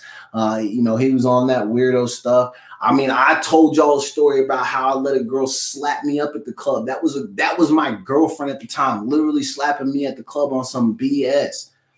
That's also the same girl that literally in my face one time at my apartment told me that she loved me. And then my brother calls me and says, yo, she's literally saying on the internet that she's in a relationship with another man. After an hour before that, she was at my house telling me that she loved me. So that was a red flag. And guess what?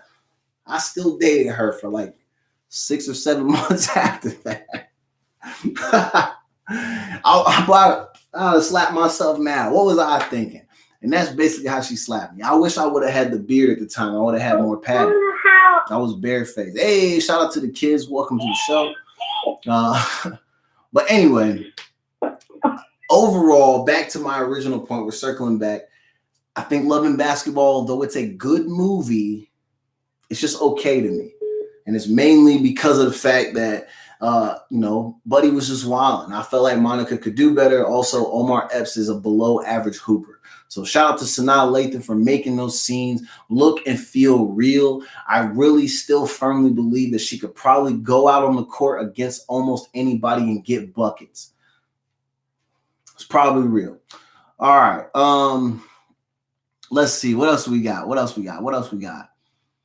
Oh, here's something crazy. So shout out to anybody that F's with Lululemon pretty heavy. And I know we have people who are part of the show who tell stories about Lululemon all the time. I didn't know much about this company. I just knew that they made like yoga stuff, like yoga clothes and pants and all this good stuff for people. But I thought it was funny that today I saw that their art director was fired because they shared a photo of a t-shirt. And I'm gonna pull it up so I can describe to you the t-shirt. I don't know if I can actually show this because I'm still not super familiar with how all this stuff works. But it says art director fired after sharing a racist, and it says in quotes, bat fried rice t-shirt. So you know how takeout food from Chinese restaurants comes in those little tiny boxes, right? On this picture, and I'm laughing because how stupid this person is for posting it as the art director for that big major company. They literally post this photo where it's a little takeout box and it has bat wings on the side. And then on the front, it says, no, thank you. The art director for Lululemon posted this on their freaking, on their social media. Of course, fired. Very interesting. It comes in long sleeve. I don't know if this is real, but even that, so it has something on the lapel, has a big bat with the wings, says no thank you on the back, and then down the sleeve it says no thank you. This is crazy, bro. The art director for this company shared this photo out, even knowing the time that we're in. How can you be so fucking stupid? Excuse my language. Jay Cabs, Jared, what's up, man? Welcome to the show. Let's see. Okay, so Steph, are you talking about Lululemon? Is that what you're saying? I'm sorry, I don't have my glasses on, people, but Steph says, nope, they discriminate against BBW. Shout out to all the BBWs. Hey, says, I don't F with them. Doesn't surprise me coming from them. I'm assuming she's talking about Lululemon and their BS. But this shirt is freaking crazy. The fact that it literally is a takeout box with bat wings on it and says no thank you. That's unreal to me that you can just be so outside of your damn mind that you think, hey, even with my job, it's appropriate that I post this. Now, that's coming from somebody who posts inappropriate bullshit content all day and all night.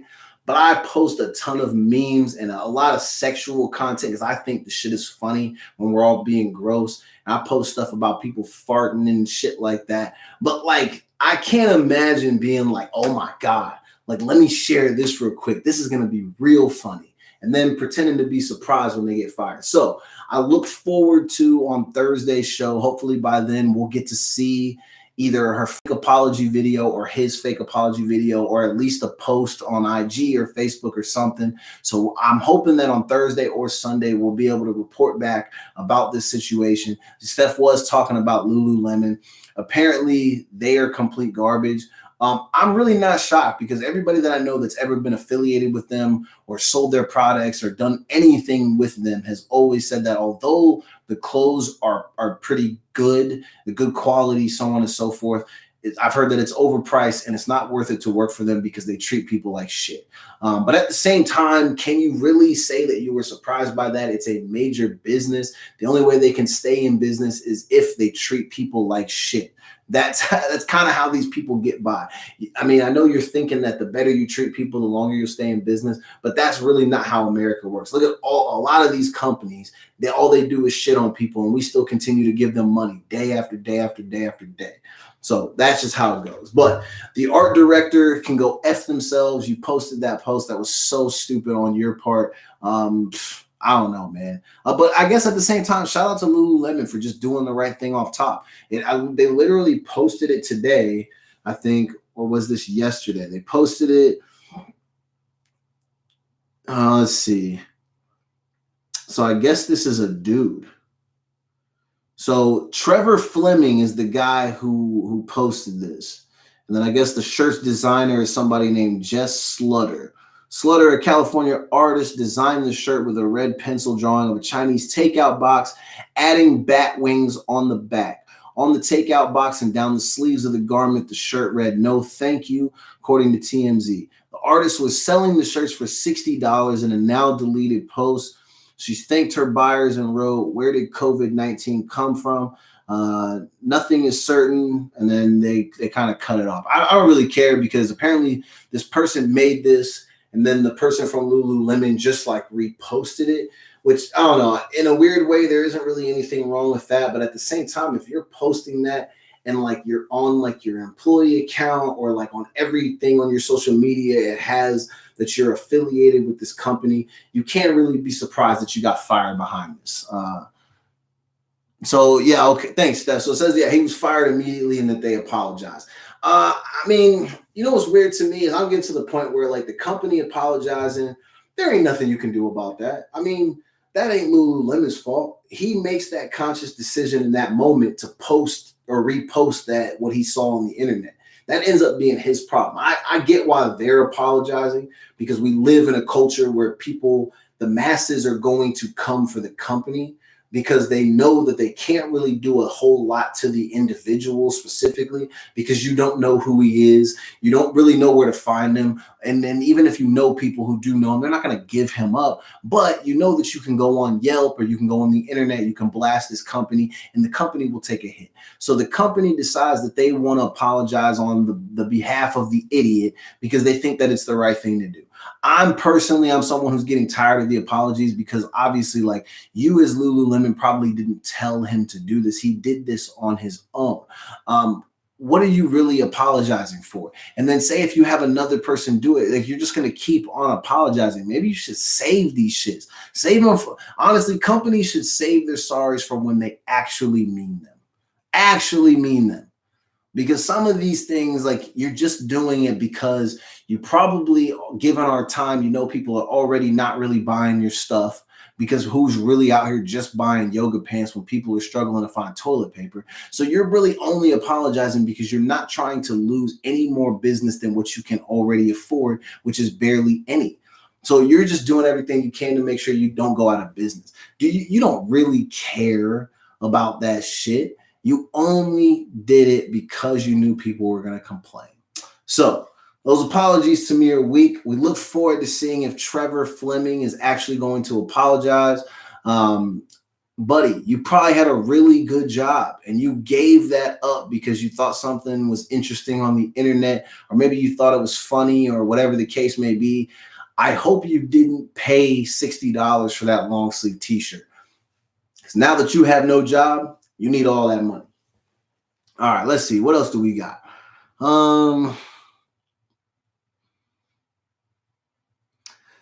So a couple of things that I think are like good things.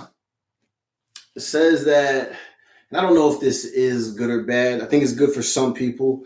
It could potentially maybe be bad for some of these landlords, though. But it seems like Governor Inslee in the state of Washington has extended the ban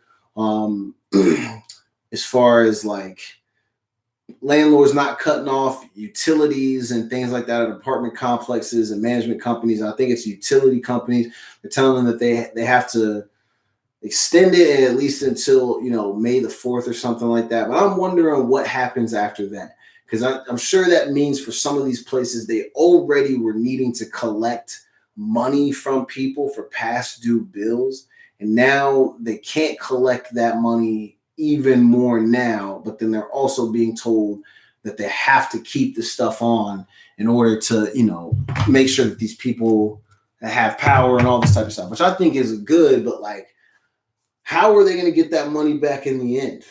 These are things that I don't know, that I just have questions to. Like, and how does that get handled after the ban is lifted? Like, does that mean companies can literally go into the spreadsheet and look at everybody who's paid and not paid and then just cut the power off immediately? Like, is half the city going to go dark on May the 4th because people haven't been paying their bills? I'm very interested to see what happens with that. But I thought it was worth mentioning that it has been extended. So it says, let me see. God, I feel like I'm losing it. It was just on here.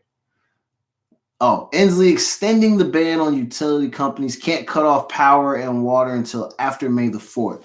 What happens after that? Who knows? So we'll stay tuned for that. I'm interested to know. I've been somebody who's just been staying broke. And when I say I'm broke, it means I just pay all my bills, not broke like a nigga don't have money.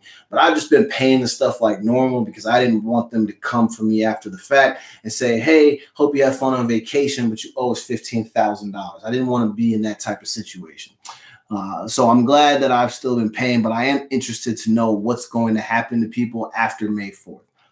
Let's see. So we did talk about on Sunday, we talked about these two white teenagers who were making a video, and they made some stupid video where they then talked about black people. The N-word was used, da-da-da-da-da. It's all the stuff. The young white girl has now felt bad and she issued an apology. And so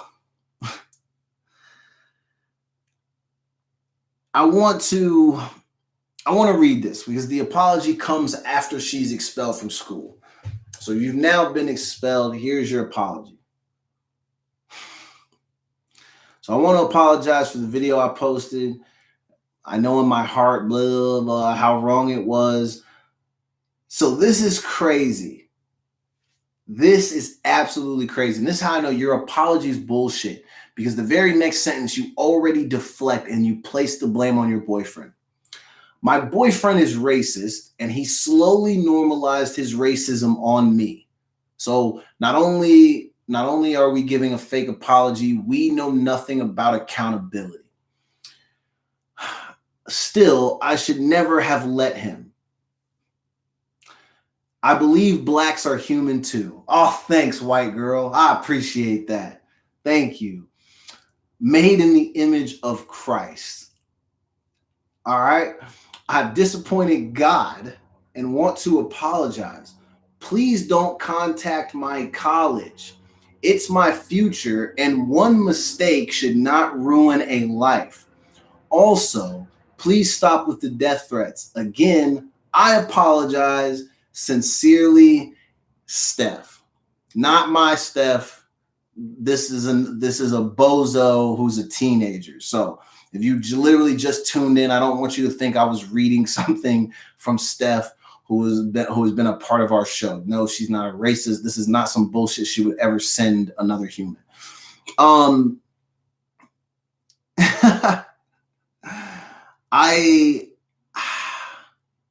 don't know. This is interesting because, like I said, the apologies from white people after they get caught in these situations are always garbage. I'm under the impression that whoever the adult is that kind of urged her to do this, or gave her feedback about her apology letter, these adults or adult, if it's just one, they're not very sharp people, because I feel like someone should have given her feedback and told her, hey, little white girl, do not read this or post this. This is bad news for you. So again, I want to highlight some key parts. She struggles with accountability. My boyfriend is racist, and he slowly normalized his racism on me. Still, I should never have let him. So I'll tell you like this. You did that to yourself. It's also weak to me that you were in this video with him where you could easily say no, but you opted to say yes because you chose to make him feel good, or you allowed the thought of him making you feel bad take over the intelligent part of your brain that tells you that doing things like this is wrong. You cared more about him in that moment, and now you care less about actually giving a real apology, and you care more about deflecting the blame that has been posted or placed on you for the ignorance that you posted, which is ridiculous. Hold yourself accountable. So I love, this is the funniest part. I believe blacks are human too. But you didn't believe that when you made that video, did you? Made in the image of Christ. That was interesting to me. I always hear a lot of people say that after they get busted for being racist. I think they think that if they reference God in some way and then say that they believe that God loves us and they love God, and so there's no way that they could be racist, I think they think that will ultimately help them sleep better at night. And I think they think it will make most people forgive them. Either way, I think this is where normally I say I don't go at children because she's still a child. But this is the part where I say the adults around her are complete garbage, and she is on her way to becoming a garbage human, because this is what she puts. Please don't contact my college. It's my future, and one mistake shouldn't ruin a life. Now I wonder, does Tamir Rice get to go to college? Does Mike Brown, did he get to go to college? I mean, fuck. I missed an opportunity to go to the college that I wanted to go to because I was expelled from high school for being involved in an incident where a kid threatened me, and I replied with a similar threat, was told that everything was cool. We shook hands. It's all fucking good. And then all of a sudden, I get pulled out of another class, and then I'm told, hey, now that we've thought about it, we just can't allow what you said to happen in our school. 10-day suspension, recommendation for expulsion.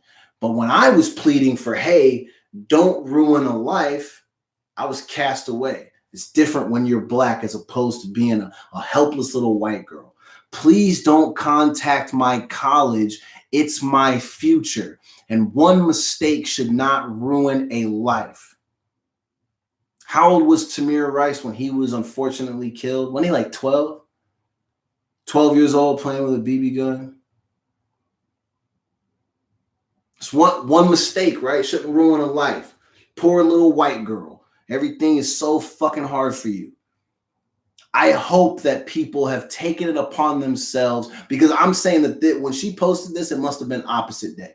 I hope that people contact the college and let them know how sorry Steph is for going out of her way to make a racist video with her boyfriend. And not only did she not take responsibility for it, she also wanted to make sure that we didn't, on her behalf, call the school and let them know how great of a person that they are going to end up having on their campus. And then also, please stop with the death threats.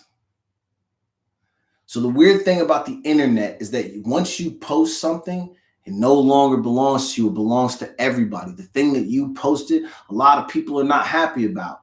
So do you think that this simple request to stop these death threats is really going to work in your favor, young lady? I'm not saying that it's right. I don't condone it. I hope people do stop threatening your life because maybe it's not that serious. But I want your college to revoke your scholarship if they gave you any. I want you, honestly, I think the punishment should be this. Maybe you just don't get to go to college for the next 4 years. You can wait 4 years and go after the fact. Take 4 years off. Because what should happen now is based on the decision that you made to make this video and basically exploit yourself and then place blame on your boyfriend and not hold yourself accountable, you should lose any and all opportunities for the next 4 years of your life. Because what I want to happen for you is the same thing that happens for people who were in my situation or the friends that I have, regardless of their color. There are a lot of people who have their lives ruined over these, what we deem as one small mistake. But a lot of times for most of us, we're multiple, have multiple offenses. We're repeat offenders. It probably happens. There's no way that this is the first time you've ever done some bullshit like this. You've done this type of shit before. So what you should have to do is suffer just like everybody else. And what should happen 4 years off. And I want you to play from behind the same way that a lot of these kids of color have to when they get in trouble, when they do dumb shit at fucking school.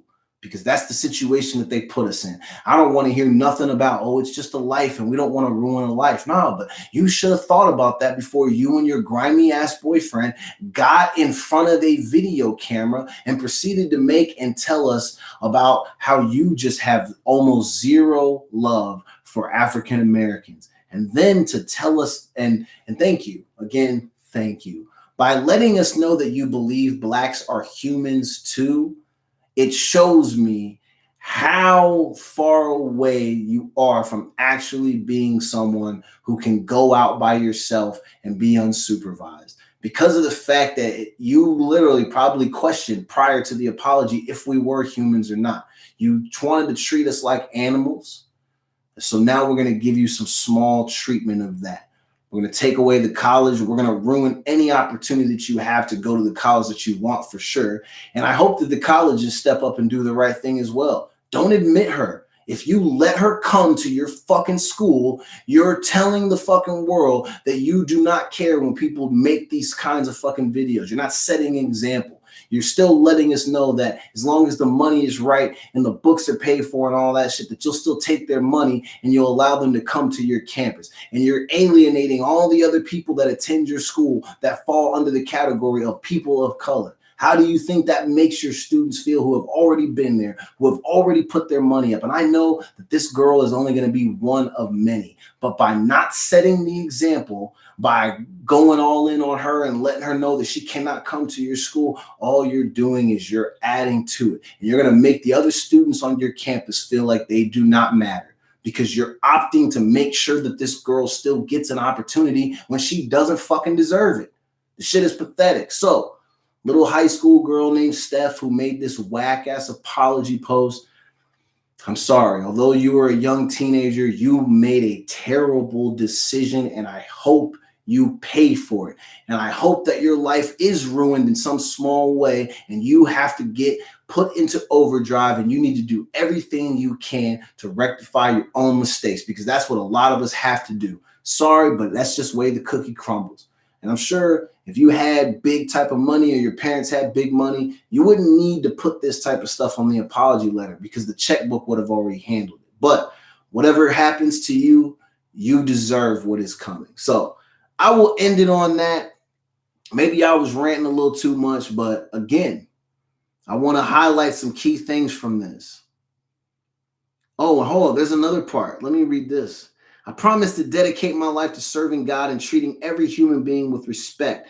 I do not expect the public to forgive me, nor do I deserve it. But I pray God forgives my sins. That's the only way we heal. But I do take issue with one thing. Hatred does not defeat hatred. Threatening, bullying, and canceling me will not resolve the world's problems. Please, I urge everyone to seek God and find peace in him. I understand why people are angry at me, but how will ruining my life change that? My parents live on fear. Why should she put live on?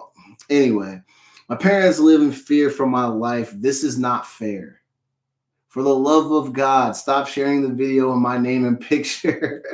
You do not know what this feels like. I've never been this scared. It just isn't fair. Imagine you're a stupid teenager just going along with the stupid teenager stuff, and then your life gets ruined forever. People not caring what's in your heart or what you are really like, only defining you by a stupid video. Please stop sharing. Steph, I feel no fucking sympathy for you. You did this to yourself and you deserve what is happening to you. Again, not our Stephanie that's affiliated with the show, some idiot high school girl. So we end on that. Thank you for tuning in. We are live on YouTube as well as Track Talk Radio every Sunday, Tuesday, and Thursday. YouTube, Track Talk. This Friday, I will be premiering the new show called Starters on the Bench, which is the actual podcast. This is our radio show or my radio show, whatever. So stay tuned for that. We will be live on Twitch this Friday from 6 to 7 p.m. The new show's only an hour long, but it's going to be super dope. Thank you guys for tuning in. If you've been listening live on Track Talk Radio, big shout out to Sherry, shout out to Tribe Tokes. Listen, guys. It's time to turn up, man. Quarantine won't last forever. Everybody stay strong. Make sure your mental health is good. I love you guys. We'll see you next week. I'm ending the stream. I'm done.